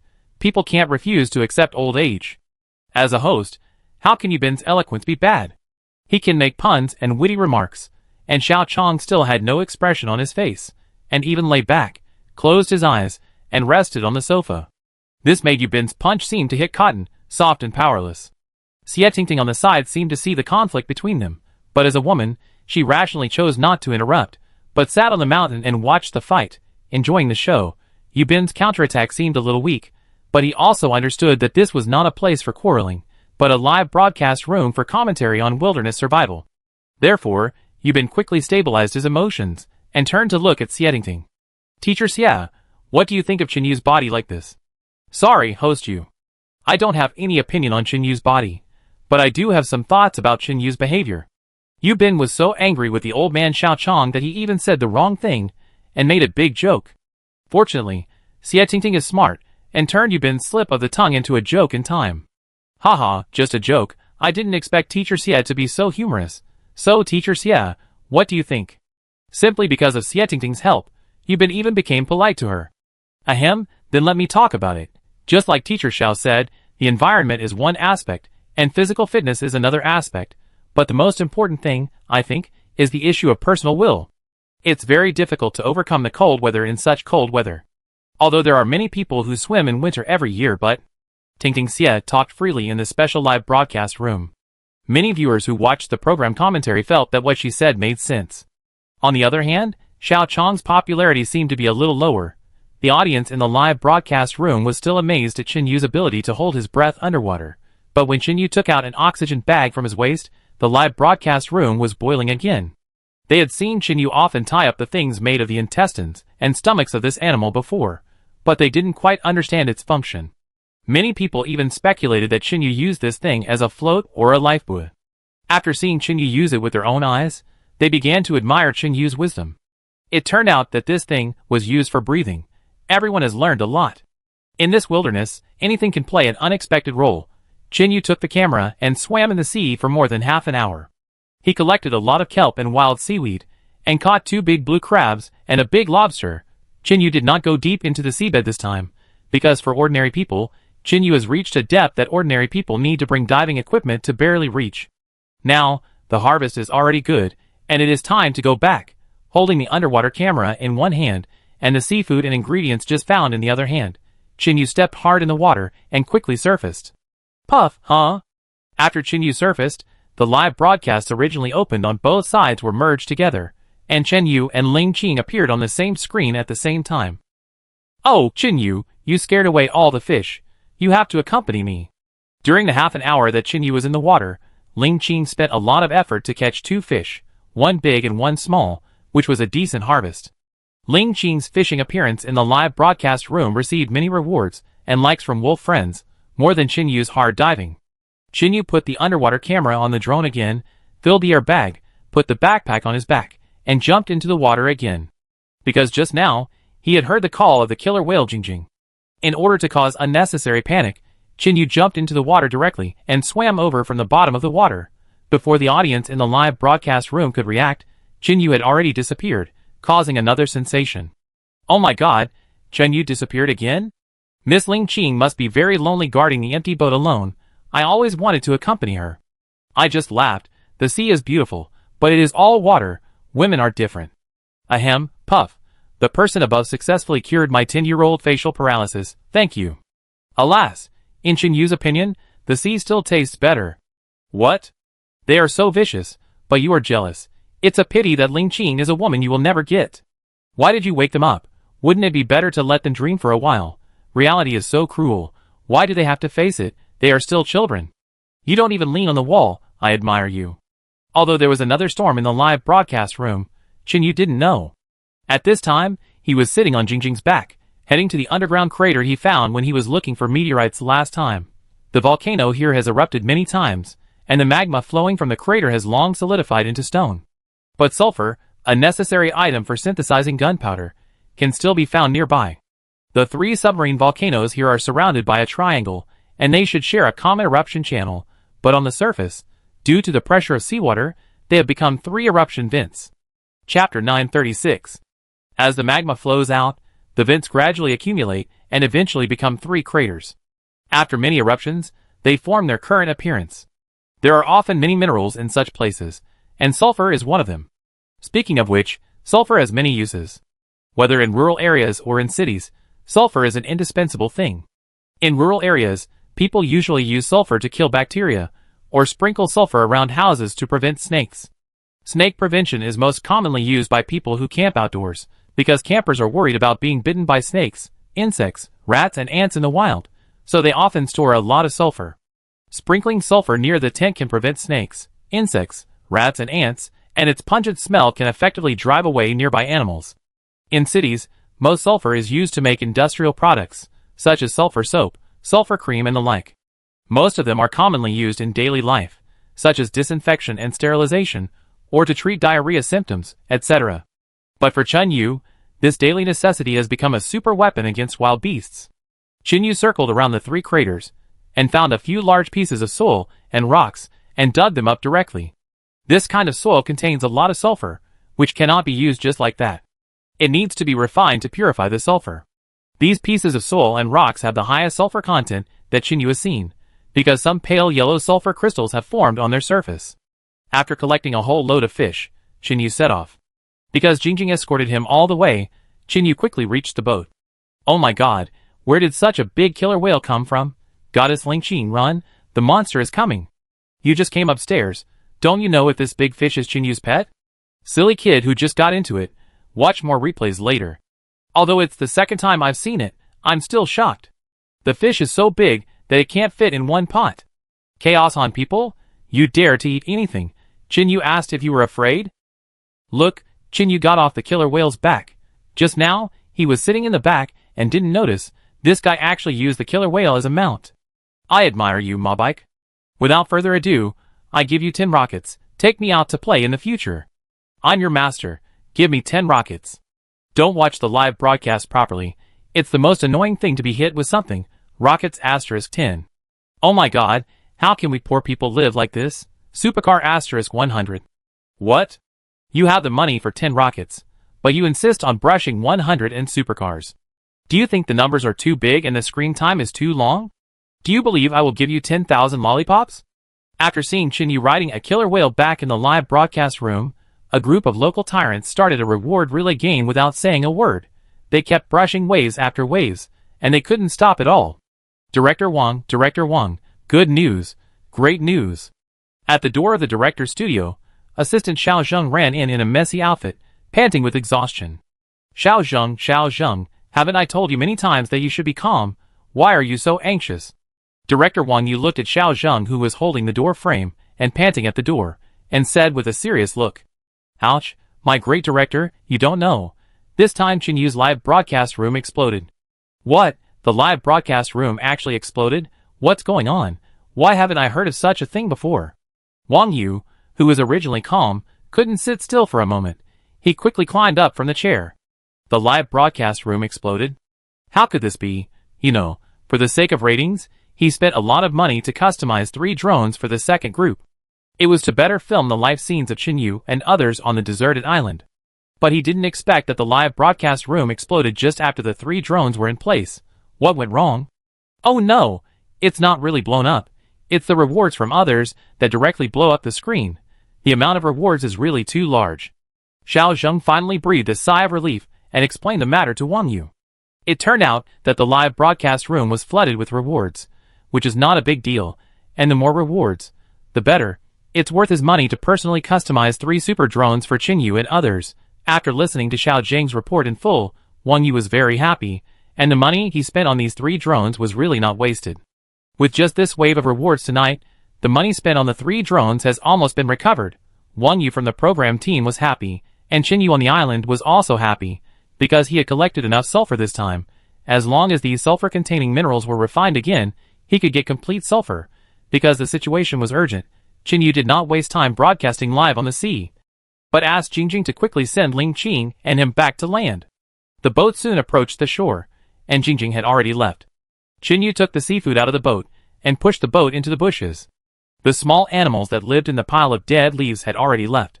After Chinyu put the boat back to its original place, he put the sulfur mud into the system space. Then he rinsed the backpack in the seawater next to it, and brought it back to Ling Qing to prepare to put the seafood in it. Hey Chinyu, where are the mud blocks you just carried on your back? Ling Qing saw that the dirt in Chinyu's backpack disappeared, and asked curiously. Oh that, I suddenly found that it seemed useless, so I threw it into the sea. Look, I washed the backpack. Chinyu showed Ling Qing the clean backpack, and then put the seafood in it. Because Ling Qing didn't know why Chinyu collected those dirt on the seabed, but since it had been thrown away, forget it, anyway, I have no use. Because the seafood was caught twice, the first time was by Chinyu. The second time was when Chinyu took a camera to the sea to film and caught it casually. The prey from these 2 times added up to far more than the amount of a backpack. They didn't bring any extra things, but it was not easy to pack. There was no way, these extra seafood couldn't be thrown away, it would be too wasteful. Chinyu looked around and found that there were several vines not far away, and some of the vines had dried up, leaving only the bark that looked relatively tough. There were a lot of kelp and wild seaweed in his hands, so Chinyu quickly thought of a way. He walked over with a machete, and cut the vine into several pieces in no time. Then he peeled off the skin of the vine, beat it with a stone to soften it, and rubbed the bark hard. Soon, the originally hard bark quickly turned into soft and tough ropes. After Chinyu polished all the bark, he began to weave these soft bark strips one by one in the same way as weaving a fishing net, making it look like a fishing net. Chapter 937. Actually, it's not right to call it a fishing net, because Chinyu quickly gathered up the seemingly wide fishing net, and then used the extra bark to tie it up from the edge to form a net bag. Then, Chinyu spread the wide kelp leaves and wild seaweed inside, and finally put the seafood that could no longer fit into the net bag. From collecting bark to making the net bag, the whole process took Chinyu only 30 minutes, and with the help of Ling Qing's small hands, he quickly completed the net bag. Now, the extra seafood can be stored, avoiding unnecessary waste. Chinyu and Ling Qing quickly returned to the shelter. It was almost dark, and they went to look for it again, but found nothing. After that, they went to the sea to look for sulfur, caught seafood, and took pictures of the seascape. There were a lot of seafood caught every day, but Chinyu was a little tired. After a busy day, he was seriously injured by the black python. After the treatment, his body could bear it, but his heart was also a little tired. Now Chinyu just wants to put everything aside and have a good sleep, so that his tired heart can have enough time to recover.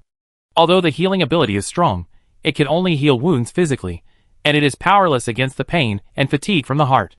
Fortunately, there was a team to survive in the wilderness. Otherwise, if you were alone in the wilderness for a long time, you would definitely go crazy, because humans have always been social animals. No matter how strong an individual is, once they leave the group, they will feel lonely.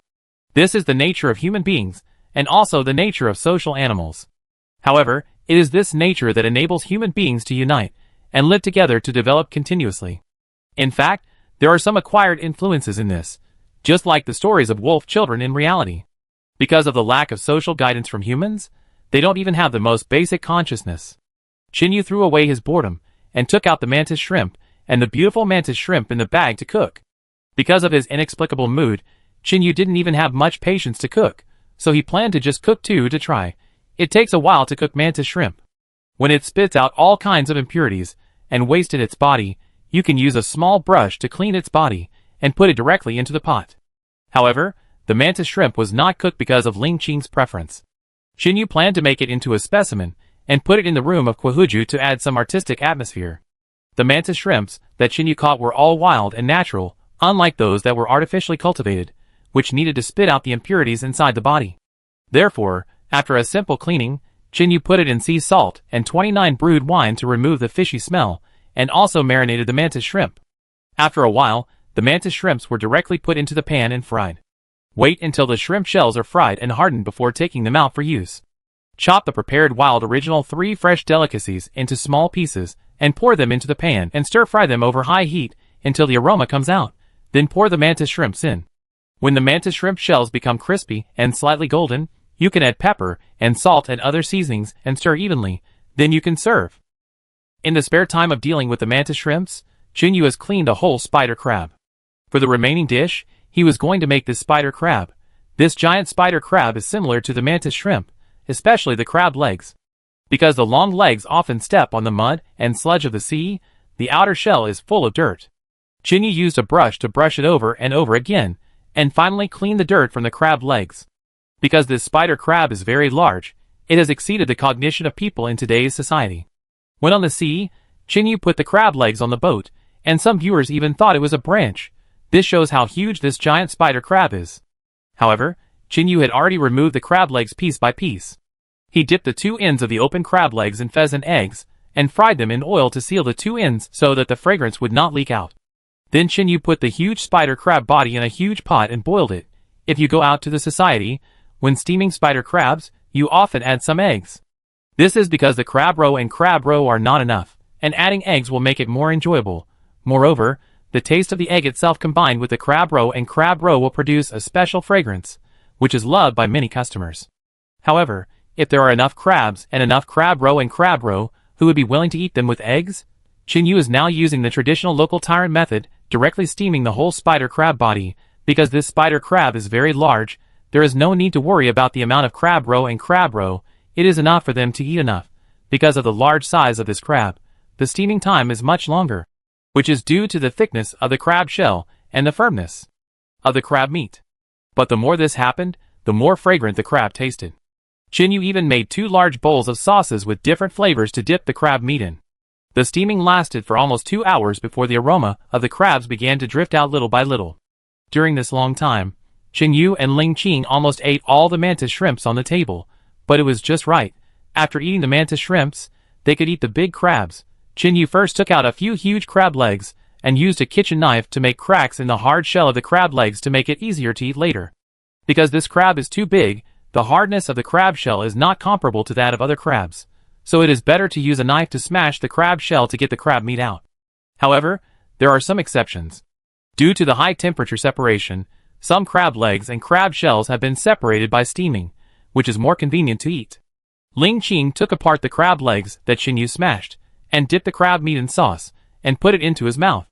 This spider crab tastes good, fresh, and full of the fragrance of the winter sea. After Xinyu's careful preparation and cooking, eating it can remind people of the scenery of the sea in the cold winter. Ling Qing ate a few small pieces of crab legs and stopped eating, because there was so much crab meat that she couldn't finish it even if she ate it with her stomach full, so she simply saved some crab roe and crab paste.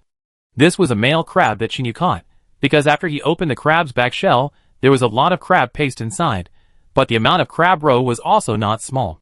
Crab paste is the fat accumulated by crabs to survive the winter, that is, crab oil, which is rich in nutrition and cannot be compared with most delicacies. But no matter what the saying is, it cannot change the nutrition and deliciousness of the crab paste. As a part of the crab's body, they are tightly wrapped inside the crab shell, and the taste is also unusually delicious after cooking. Xinyu scooped some seasonings with a spoon and poured them on the crab paste, gently stirred them with chopsticks, and then scooped them up with a spoon, not wanting to eat as exquisitely as outside. Xinyu and Ling Qing used these things as a staple food and ate them full, of course. Xinyu did not forget to release poison late at night to earn a wave of ratings and rewards. From making mantis shrimp to eating giant spider crabs, not a single shot was missed. Chapter 938. Such behavior not only brought Xinyu a lot of live broadcast ratings, but also attracted a lot of hatred. As for Ling Qing, beautiful girls are always right in everything they do, even eating is so elegant. How can I be like Qingyu? I hate him no matter how I look at him. I really want to use the money from the reward to kill him. No matter how much these wolf friends hate Qingyu ate to his heart's content. Ling Qing has a small appetite, so she put it down after eating a little, and the crab meat, crab roe and crab roe under her body all became Qinyu's dinner, and she ate her fill at once. After eating, even the originally dripping mood improved a little. At this time, Ling Qing came in with 2 cups of water from outside. This was Ling Qing's special milk tea made with goat milk. Qingyu, who was already used to it, felt that it tasted good. On this deserted island, others were still looking for food everywhere to survive, while Qingyu and his friends had already started making snacks and enjoying life. Come, have a cup of milk tea to change your mood. Sweets can make people feel better. Ling Qing handed the milk tea to Qingyu, clinked glasses with him, and said with a smile, "What mood? How do you know I'm in a bad mood?" Qingyu took a sip of the milky goat milk tea, and felt that his mood seemed to be much better. Hee, you are a person whose face shows everything. You have been frowning all day except for the live broadcast, which makes me feel bad. Humph. So his mental fatigue has been so obvious? Qingyu had no idea about this. After all, he had never looked in the mirror. Ling Qing was right. When you are tired or insomniac, eating a little sweets can indeed improve your mood and promote sleep. Therefore, after dinner, Ling Qing made 2 cups of milk tea to relieve Qinyu's tired soul. Knowing that his wife was so sensible, Qingyu couldn't help but put his arms around Ling Qing, and Ling Qing fell into his arms. Qingyu put his chin on Ling Qing's head, and his heart was warm. I know you're working hard. If there's anything that makes you feel bad, just tell me. After all, you're my only support on this island. I don't want you to feel bad. Ling Qing was infected by Qingyu and became a little sentimental, with tears in her eyes, her head resting on Qinyu's chest, and she said softly, "Don't worry, I'm just a little tired. I feel a little tired, and I don't have much energy, but I feel much better after drinking the milk tea you made." Qingyu stroked Ling Qing's soft long hair, and the fatigue in his heart slowly disappeared, and his eyes became bright again. Although I feel much better after drinking milk tea, I think I need to eat something else to recover. Qingyu suddenly pretended to be serious, and said to Ling Qing's clear eyes, "What else do you want to eat? I make it for you right now. I still want to take advantage of you. Hate you, Qingyu. I'm not going to care about you anymore." Ling Qing broke free from Qinyu's arms, and quickly ran back to the bedroom. Qingyu raised his mouth slightly, and blew out the candle. The next day, Qingyu got up early in the morning. Today, Ling Qing did not get up to continue his morning exercises. Because he worked too hard last night, he felt a little uncomfortable. So all the housework today was done by Qingyu alone. For some reason, Qingyu was in a good mood today. Compared with the gloomy look yesterday, even he himself could hardly explain it. Maybe it's because of Ling Qing. A man with a woman always has to learn to grow up. After doing housework, he made breakfast and froze the seafood caught yesterday with ice cubes. It's not a problem to put it outside for 10 days. Although it's not snowing anymore, it's getting colder day by day. It's reached the point where even the water in the bucket outside can freeze automatically after one night. Therefore, it's convenient for Qingyu and Ling Qing to store these seafood. They draw a bucket of water, put the seafood in the bucket, and after one night, they are all frozen into ice lumps. Today, Qingyu shelled and chopped a large lobster, took out the meat, took a small bowl of rice, and boiled it with the lobster meat, ma zhao zhao. After more than half an hour, he made a pot of fragrant and nourishing lobster rice porridge. After everything was done, it was almost 9 o'clock. After Ling Qing slowly got up and lazily ate 2 bowls of porridge, Qingyu had already set out to sweat. Today, he was going to collect enough saltpeter. Fortunately, these things could be seen in large quantities near the shelter, especially on the bricks beside the pasture. Saltpeter in nature is stored in soil or minerals. Organic matter containing nitrogen will grow out of the soil underground mixed with other elements under the automatic decomposition of bacteria. This kind of thing is the snow-white crystals that will automatically appear near toilets in rural areas, on stone walls on the roadside, and in the corners near the chicken and duck pens. When he was a child, Qingyu thought it was something magical. He smeared some on the bricks on the roadside with his fingers, put it in his mouth and tasted it, but found that there was no other taste. At that time, he also asked the adults at home, and the adults told him directly that it was wall frost or salt frost, which was useless. Rural people don't have so much knowledge, so they just fooled him, and gave him some random names based on the phenomenon. Chinyu took a small wooden barrel and a backpack and walked around the shelter, and found a lot of this stuff. He collected the white crystals that had precipitated on the surface in the barrel, and dug up the nearby soil, and put it in the backpack to take it back for refining. The steps to extract saltpeter are also quite simple. You just need to filter the soil and stones containing saltpeter in water. Then pour the filtered water into a pot and boil it until all the water evaporates and snow white saltpeter condenses at the bottom of the pot. Saltpeter was usually used to make elixirs in ancient times. Even now, this thing has certain medicinal value and is widely used in some medicines. Moreover, saltpeter has another magical effect, that is, saltpeter makes ice. Because saltpeter absorbs a lot of heat when it meets water, it absorbs all the heat in the water, causing the water temperature to drop rapidly until it freezes. Moreover, this saltpeter can be used alone, which is very environmentally friendly and energy saving. As long as the used saltpeter is taken out and washed, and then dried in the sun or air dried, it can be used again. It is because of these magical effects that saltpeter has always been of high status in ancient times. Chinyu found 2 large piles of soil and stones nearby and piled them up at the door. Because he was worried that the amount of saltpeter around Bihu was not enough, Chinyu planned to go outside to find some more. There is a shortage of everything on this seashore, but saltpeter is the most abundant. In the saline alkali land by the sea, a large amount of saltpeter crystals will automatically precipitate from the soil due to seawater erosion. Chinyu put on a backpack and brought a hoe and shovel with him, because he wanted to collect the saltpeter crystals growing from the ground and dig out the soil at the same time. Chapter 939. Because the amount of sales crystals condensed on the surface is not very large, although it is easy to collect, more of them still need to be extracted from the soil blocks with a lot of saltpeter. After taking the equipment, Chinyu quickly came to the seaside, the saline alkali area of Beijing. As he expected, there were a lot of saltpeter crystals condensed on the surface here. Chinyu collected some and looked at them carefully. He found that the purity of these saltpeter crystals was much higher than those near the Bihu Lake.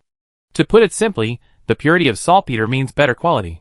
For the same amount of saltpeter, the products made with higher purity will of course be more popular. Chinyu looked for the place where the most crystals were precipitated on the surface, dug up the hard soil with a hoe, and then shoveled it into the back with a shovel. After working hard for more than an hour, Chinyu collected a large area of soil containing saltpeter. Because the saltpeter content of these soils is very high, Chinyu did not go to other places to collect them. Just this piece of saline alkali land is enough for Chinyu to collect. A large load of soil weighed about 200 kilograms. Although these things were not heavy, but Chinyu still habitually put them into the system space, and took them out, and carried them on his back when he was about to return to the shelter. After all, who would choose to suffer when there is an easier way? In just over an hour, Chinyu returned to the shelter. Chopping wood and lighting a fire, setting up a big pot to filter saltpeter and sulfur. The process of filtering sulfur is more complicated, and the soil with sulfur content needs to be heated in the pot and stirred continuously. After the temperature reaches a certain level and the water evaporates, continue heating until the sulfur vaporizes into sulfur gas at high temperature. Finally, collect the sulfur gas and wait for it to solidify to obtain sulfur with relatively high purity. Because the boiling point of sulfur is higher than that of water, a higher temperature is required for evaporation, and some special condensation equipment is needed here. For this purpose, Chinyu also specially made a large pot lid to cover the pot and increase the water temperature and water pressure. This big pot cover is made of a whole piece of wood. In order to prevent air leakage, Chinyu did not even piece together the wood, but used the whole piece. In the center of the wood, there is a small hole the size of a ping-pong ball. This is the air hole that Chinyu is going to use to condense sulfur gas. When the water boils, the water inside gradually evaporates, and the temperature continues to rise. You can cover the pot, insert the bamboo pole that has been opened and bent, and wait for the sulfur water to flow out. Everything went very smoothly. As Chinyu continued to operate, sulfur gas slowly flowed out of the bamboo tube. When it just reached the exit of the bamboo tube, Chinyu blocked it from above with a few banana leaves. The gas quickly solidified on the banana leaves when it was cooled, forming a thick layer of egg yolk sulfur solid. Although it went smoothly, the process was very slow, because the condensed sulfur was of high purity, so the amount was reduced a lot. After purifying all the 2 large pieces of broken soil with sulfur, Chinyu finally got some of the few pure sulfur. For this reason, Chinyu thought that there might be sulfur in the soil that had not been purified, so he added water and boiled it again. Sure enough, the second purification yielded a considerable amount of sulfur. Although it was already a lot, it was still a little less than what he needed. Therefore, Chinyu ran to the beach twice more and continued to purify and process it, and only then did he get enough sulfur. When Chinyu collected enough sulfur, it was already approaching evening, and all this was done with the help of Ling Qing. Otherwise, if Chinyu was the only one who could refine all the sulfur, he might not be able to finish refining all the sulfur before dark today. Before it got dark, Chinyu planned to refine saltpeter as well. Compared with purifying saltpeter was much simpler. All he had to do was grind all the saltpeter he found in the morning into powder, pour it into boiling water, filter it, and finally condense the filtered water to get saltpeter. It was easy to say, but it was not easy to do in practice. Just grinding these soil and rocks was not a simple task. It was not until after dark that Chinyu ground all the soil and rocks into powder, because the smaller the filtered saltpeter blocks were, the more saltpeter he would get. It seems that all the work cannot be completed today, so Chinyu did not force it. He packed up the purified sulfur and put it away. The ground saltpeter soil was also put back in the house to avoid any accidents. The viewers in the live broadcast room saw Chinyu working outside for a long time, and did not understand what he was doing. What is the master doing? Is he hungry because he has nothing to eat? Fuck, if you were hungry, would you eat stones and mud? Where did this idiot come from? Look at him, it seems that he is refining something, but I don't understand it. Oh my god, what he condensed is sulfur. I've seen this thing, it's sulfur. Just when Chinyu extracted the sulfur, a sharp-eyed netizen found the clue. Sulfur? What is this thing used for? I want a science popularization from a top student. Well, sulfur has a wide range of uses. From various medical drugs to fireworks and firecrackers, there is nothing it doesn't use. Silly child, don't you bring sulfur powder when you go camping? Snake repellent. I see, I've learned something new. Because Chinyu had his own things to do today. So there was no special explanation, and Ling Qing didn't say much. He just smiled and said hello when the drone came over, and then went into the house to do his own thing. Therefore, until after dark, the live broadcast room was still speculating about Chinyu's purpose of refining sulfur. I think he must be sick, because some more obscure diseases can only be cured by sulfur ointment, you know. Smirk. Disgusting above, don't use your experience to judge others. I use it to make explosives. You know, sulfur is a necessary ingredient for making explosives. I think so too. Chinyu should want to use explosives to mine stones or open roads. Because Chinyu did not filter out the saltpeter before dark, the audience in the live broadcast room argued for a long time without any result. Because he was worried that Shier would wait for resentment, Chinyu quickly refined saltpeter after getting up the next day. The soil was crushed yesterday. Today, we just need to filter out the impurities, and wait for the saltpeter to precipitate. Because of time constraints, Chinyu did not wait for the saltpeter to filter out slowly. Instead, he used the temperature condensation method, poured the soil with saltpeter into boiling water, and then heated it to maintain a constant temperature. After all the soil was added, the soil and other impurities were filtered out with a homemade colander, leaving only a pot of turbid water. Chapter 940. Chinyu filtered each pot of soil twice to prevent the saltpeter from being filtered out. The soil in the pot was constantly scooped out, and then the fine soil in the pot was filtered out with a filter cloth, and the excess water was slowly evaporated on the fire. When it was almost done, Chinyu took the iron pot off the fire and let the water temperature slowly drop. When the water temperature reached about 20 degrees, some snow-white crystals began to condense in the pot. As the temperature continued to drop, more and more crystals condensed. These are pure saltpeter. After the saltpeter in the pot was no longer condensed, Chinyu slowly poured out the water diagonally. The water had been poured out, and Chinyu shoveled out the saltpeter at the bottom of the pot with a shovel, put it on the edge of the fire, and slowly roasted it over a low fire to dry the saltpeter for easy loading. This process lasted for a whole morning, and only then was all the saltpeter purified and filtered out.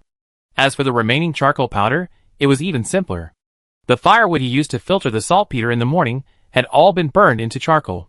Just pick out the charcoal that has not been completely burned, grind it into powder with a stone, and then find a jar to store it.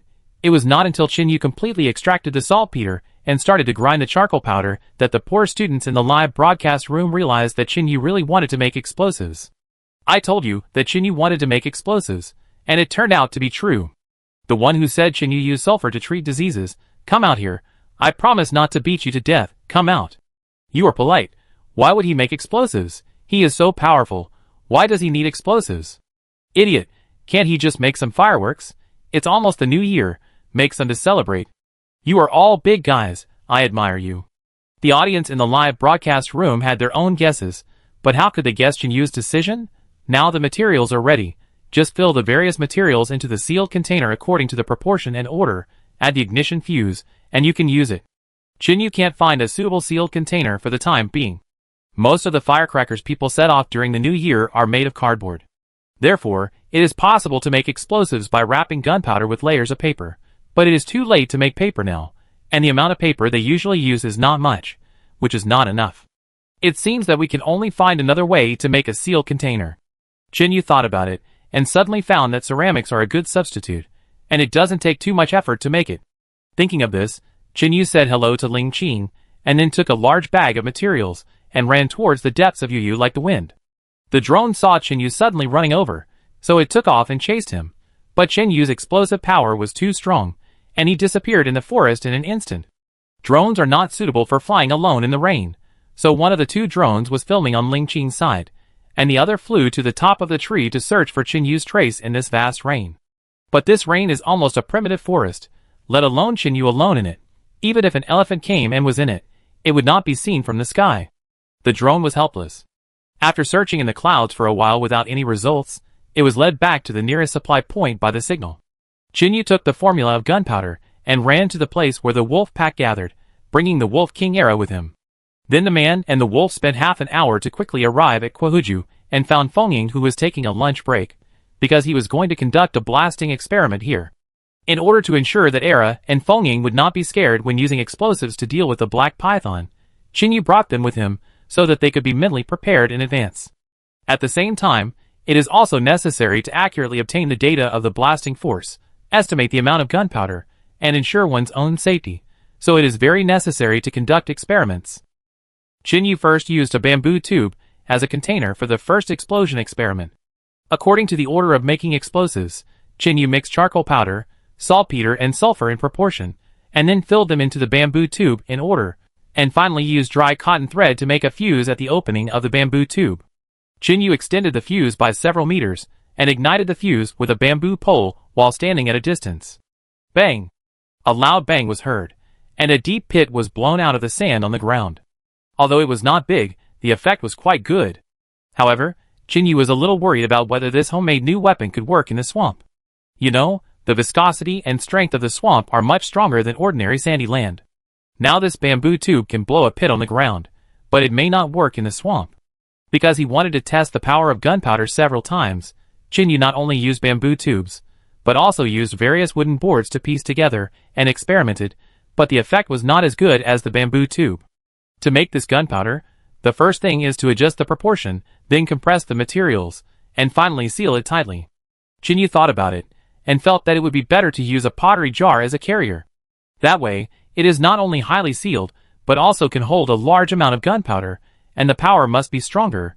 Soon, Chin Yu directly ignited the earthen kiln, and the high temperature of the earthen kiln can be used to burn the strongest carrier.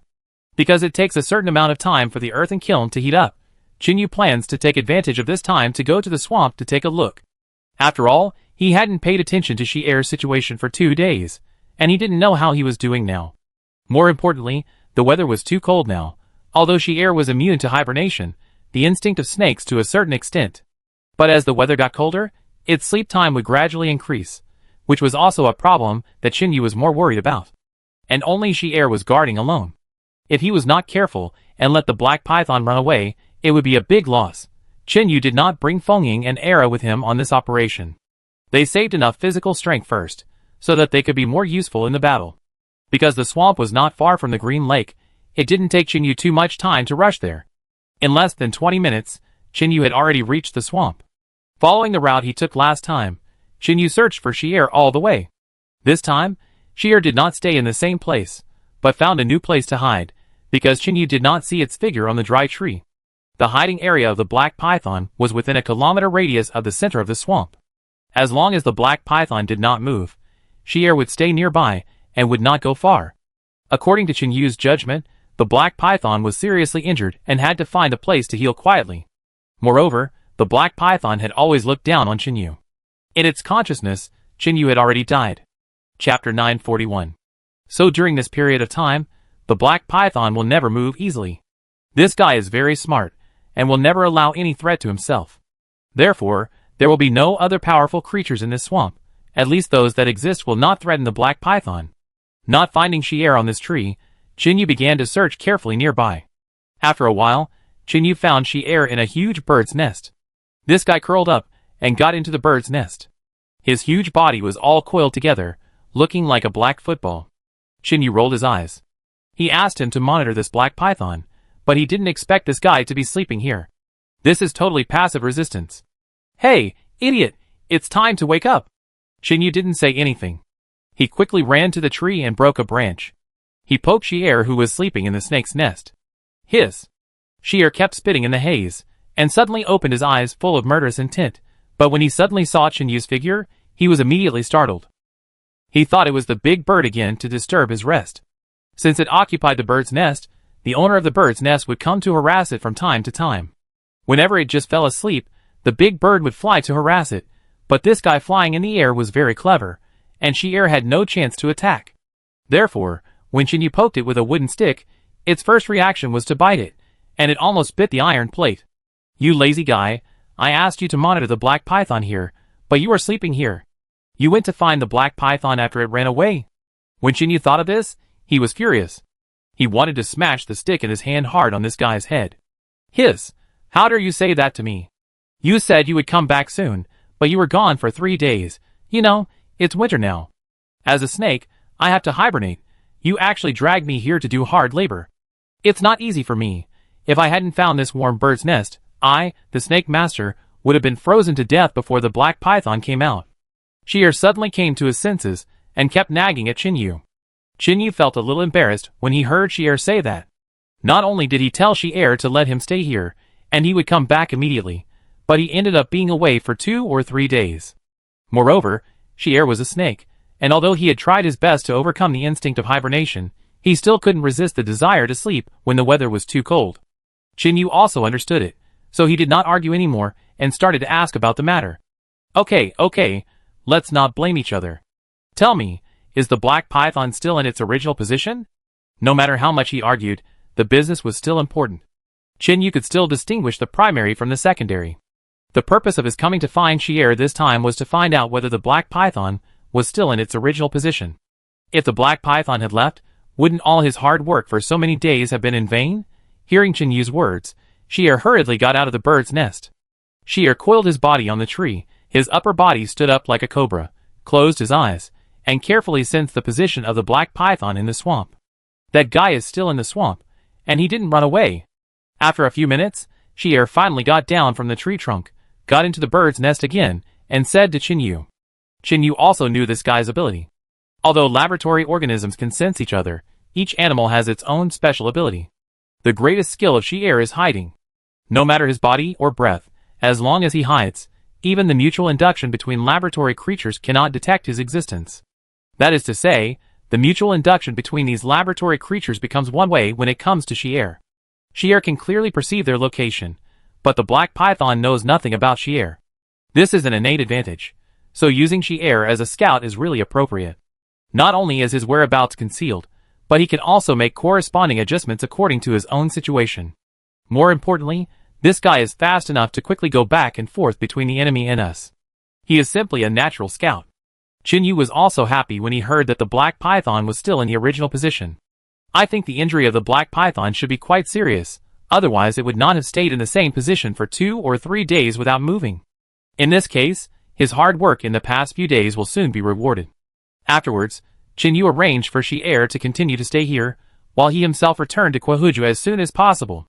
Because the production of the new weapon had not been completed, Qinyu had to make the pottery jar as soon as possible. Qinyu quickly returned to Quahuju. After almost an hour of burning, the fire in the earthen kiln was already very strong, and could be started to burn pottery. Qinyu went to the riverbed on the upstream bank, and collected 2 large pieces of soil that was very suitable for burning pottery. This kind of soil has very good viscosity and strong toughness, and can be used to make high-strength pottery jars.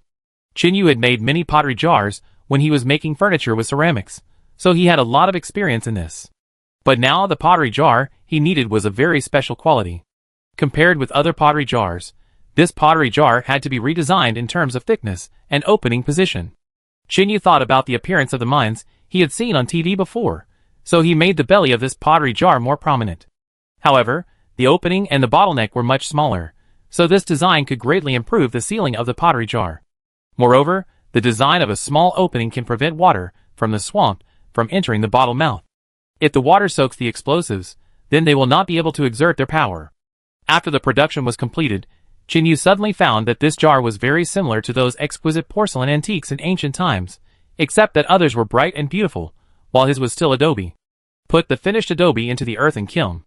Under high temperature heating, the soil will undergo qualitative changes, and the loose soil will condense into a compact pottery jar. Although the production time is relatively short, firing pottery is the most time-consuming, and it cannot be completed without half a day's effort. It was almost noon when Chin-Yu came here, and now it has reached the afternoon after all the busy work.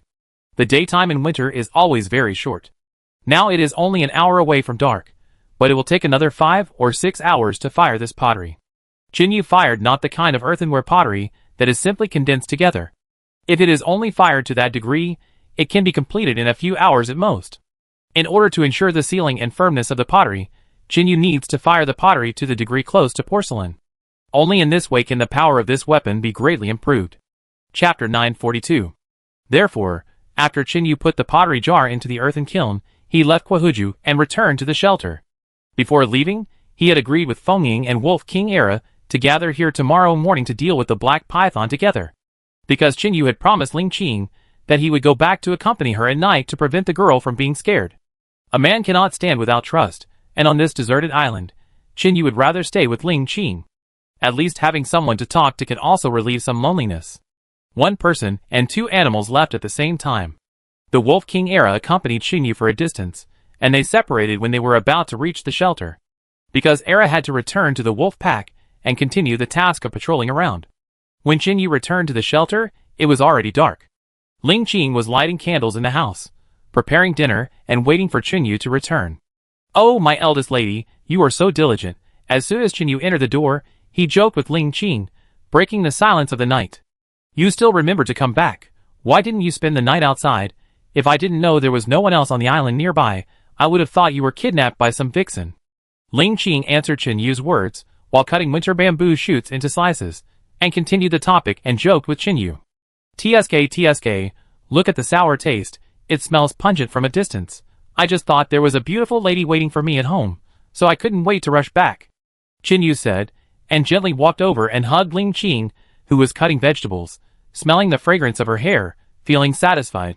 What more could a husband ask for with such a virtuous wife? "Hey, Chin-Yu, stop making trouble, wait until I finish cutting the vegetables, or I cut my fingers." Ling Qing quickly got rid of Chin-Yu's entanglement, and poured the vegetables into the pot to fry. The dish she made today was fresh winter bamboo shoots fried with bacon, and the bacon was black bear meat, which was not only delicious, but also very nutritious. Based on her experience at home, Ling Qing made some sauerkraut and pickles with the radish leaves she found last time. Because she was worried that these things could not be preserved for a long time, Ling Qing had already dried the sauerkraut into dried vegetables when the weather was fine. Although the taste has declined a lot, the morning time has been extended. Just soak it in water when using it, take it out and chop it up, and put it directly into the pot. So today, there is not only meat but also soup, which can be regarded as a configuration of 2 dishes and 1 soup. After a night of tenderness with Ling Qing, Chin-Yu set off the next morning without even having breakfast. When he arrived at Kwahuju, Fengying and Era had been waiting for him here for a long time. Because animals and humans have different concepts of time, they came over at dawn. After greeting the 2 guys, Chin-Yu threw 2 pieces of barbecue stored in the system space to them. I don't know if they had breakfast, but predators like them eat every meal they can, unlike humans who have the habit of eating on time. In order to ensure their fighting power, Chin-Yu specially roasted 2 large pieces of bear meat last night, and threw them into the system space for storage. It must be said that in order to deal with this black python, Chin-Yu has tried every possible way. The fire in the earthen kiln has gone out, but the residual temperature is still very high. Because Chin-Yu put a lot of coal in it yesterday, the purpose is to burn the pottery jar more firmly. In order to ensure the efficiency of the attack and the accuracy of the experiment later, Chin-Yu made 2 more small pottery jars when burning paper. These small pottery jars are smaller versions of the big pot, just much smaller, and there is no difference in appearance. Chin-Yu also has his own ideas for making these small pottery jars, because when attacking the black python, the attack method is too simple. Moreover, Feng and Era's attacks are difficult to break the Black Python's defense, so Chinyu plans to make 2 micro-grenades and use blasting to destroy the scales on the Black Python's body. Moreover, this grenade can also have an unexpected effect when necessary. Even if it cannot cause damage, the sound produced by its explosion can attract the attention of the Black Python. Chinyu took out the pottery jar from the earthen kiln with professional tools. After burning all night yesterday, the ordinary pottery jar has turned into the color of glass. Chinyu looked at it and felt very surprised, because the pottery jars he made this time are close to the level of porcelain. Both the hardness and sealing can be greatly improved, and there is no need to worry about other problems. Yesterday, they had already tested the power of explosives with pipes and wooden tubes and obtained some data. Today, professional tools have been made. Just fill in the corresponding materials according to the proportion to get a smaller version of the bomb. Based on the data obtained from yesterday's experiment, Chinyu made a series of adjustments and finally filled the materials into the small pottery jar. While filling the materials, Chinyu also put the fuse in. The material of the fuse has been improved by him. Not only is it safer, but the burning speed is also much faster. A small pottery jar filled with gunpowder and a long fuse soon appeared in Chinyu's hand. In order to simulate the situation in the swamp, Chinyu deliberately chose the mud upstream of the river for the experiment. Because water would soak the fuse and the gunpowder in the jar, Chinyu deliberately sealed the opening of the jar with the oxygen bag he often used. Those oxygen bags, which are made of the intestines of those animals, have a waterproof effect. Chinyu only needs to put these bags on the opening of the jar, and then take the fuse out of it, which can perfectly prevent moisture from soaking into the jar. After finishing all this, Chinyu buried the fist-sized pottery jar deep into the mud at the bottom of the river, and hid outside to prepare to light the fuse. Chi-chi. As Chinyu lit the fuse that burned all the way made a hissing sound and burned rapidly towards the pottery jar at the bottom of the river. Bang, clatter. The pottery jar exploded as expected by Chinyu, and a big hole was blown out on the river bank, and even the fish in the river were blown out. Feng and Era stood far away on the periphery under Chinyu's reminder, although they had seen this situation yesterday. They still looked at Chinyu in shock. After a moment of silence, Feng and Era suddenly ran over quickly and swallowed the fish I was about to blow up one by one. Ha ha ha. Finally it worked.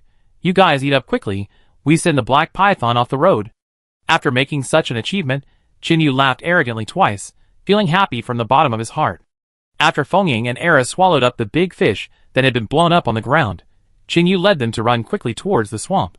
When they arrived at the swamp, Chinyu still seemed cautious. He didn't want to capsize in the ditch. When he came to the bird's nest where Sheer hid yesterday, he found that this guy was still sleeping soundly in it. Chinyu had no choice but to lead it out and throw it into the swamp. Hiss. Chapter 943. To Chinyu's surprise, Sheer did not resist after falling to the ground. Instead, he hissed and quickly disappeared into the swamp. This guy was still as timid as ever. He thought it was some other powerful animal that attacked him. He quickly hid before he could see the enemy clearly. However, although Sheer got into the swamp, he did not hide or leave directly. He secretly left a small hole to peek through. When it found that it was Chinyu who disturbed its sleep, it immediately crawled out of the swamp. It shook itself off and shook off the mud. Hiss, Chinyu, why do you always disturb my sleep? Have you found a way to deal with the Black Python? Stop talking nonsense, and quickly sense the specific location of the Black Python. We will deal with it today. Chinyu didn't have time to talk nonsense, and immediately asked Sheer to find the specific location of the Black Python. Find the Black Python. 2000. The exact location of the python is still very necessary, because he only has so much explosives, and he doesn't want to bomb the entire swamp. Once the exact location of the Black Python is found, a vertical hole can be dug, and then Sheer can bring the explosives in. At that time, the fuse will be directly ignited, and the power of the explosion should not be underestimated. Even if the Black Python cannot be blown out, it is still no problem to overturn all the surrounding soil, and then the Black Python can be found. I don't know how much the Black Python has recovered from its injuries in the past 3 days, but there is no need to worry about these now. Because Chinyu's various abilities have been strengthened, it is not a problem to kill this Black Python. In the past, Chinyu's own strength was at most similar to that of this Black Python, but after this strengthening, Chinyu no longer takes the Black Python seriously. But what makes Chinyu helpless is that this guy just cowers in this swamp, leaving him with no place to vent his strength, but this time with these explosives. It is no problem to lure the Black Python out. However, it should be noted that it cannot be allowed to enter the swamp again, otherwise it will be difficult to attract it out. While Shi'er was sensing the location of the black python, Chinyu found a hard ground and filled all the materials he brought with him according to the proportion. 3 bags of sulfur saltpeter and charcoal ash were all put into the jar he fired by Chinyu. A fuse as thick as a chopstick was also put into the middle of the gunpowder. This was the fuse specially made by Chinyu to make the super bomb. Not only does it burn quickly, but even if the surface is wetted by water, there is still a layer of core wrapped in watertight material inside, so even if the outside is extinguished, the inside can still burn. After Chinyu made the bomb, he picked up a piece of intestine of some animal that was about 10 meters long, and put the mouth of the bomb bottle inside, and pulled the fuse out of the intestine to make a protective cover. A bomb that is almost the size of a large kimchi jar has been born, and today Chinyu will use it to end the life of an evil creature. The moment he saw the explosives, Shi'er was also startled. As a social snake that has been wandering in human society for many years, he also knows about this kind of weapon of humans. At that time, technology was not as advanced as it is now, so there were a lot of homemade explosives for private use, which were very practical whether fighting against the enemy or quarrying. Therefore, when Shi'er just smelled the smell, he immediately judged this deadly weapon and retreated 2 meters. When the black python was surrounded and suppressed, it was also bombed with explosives, but it luckily escaped and drifted all the way to this deserted island. So Chinyu guessed that the black python should have some knowledge of explosives. And this time when they dealt with the black python, Chinyu also made a plan to kill the black python in one fell swoop to avoid more trouble. It was because of the black python that Chinyu and Ling Qingshan were running around in fear in the past week, worried that the black python would suddenly come out from some corner. This time, as long as they killed the black python, they could move the shelter to Kwahuju with peace of mind, and no longer have to suffer from the cold in the shelter over there. Although Chinyu didn't feel bitter, Ling Qing was an ordinary person. She would still feel uncomfortable with the wind, sun, cold winter, rain and snow, and even get sick. Shi'er, this time I still need you to be the pioneer. Help me dig a hole vertically downwards from the location where the black python is, and then put this bomb in. Shi'er didn't expect that, after being a watchdog for Chinyu for 3 or 4 days, he would still have to do hard labor. And this time the hard labor work is very dangerous. Because it is necessary to go vertically downwards from the location where the black python is hiding, Shi'er is worried that such an activity will alarm the black python that is licking its wounds alone. That kind of huge creature, even if it moves, will cause the earth and rocks to roll and mud to fly. Shi'er doesn't want to cause trouble for himself. As long as you go, I will cook seafood for you when you go back today. Just caught yesterday, it's fresh? No, such a dangerous job. Can you get away with a little food? I'm risking my life to go there. During the year I'm on the island, our family will cover all your meals. Are you going? There's really no way. Shi'er is too timid. Even if he is tempted with his favorite food, it's useless. You can stay here for more than half a year compared to your life. I can survive without food for half a year. Shi'er was actually arrogant and refused to accept the temptation, which made Chinyu a little anxious. After all, the premise for his plan to be implemented is that Shi'er cooperates with the work.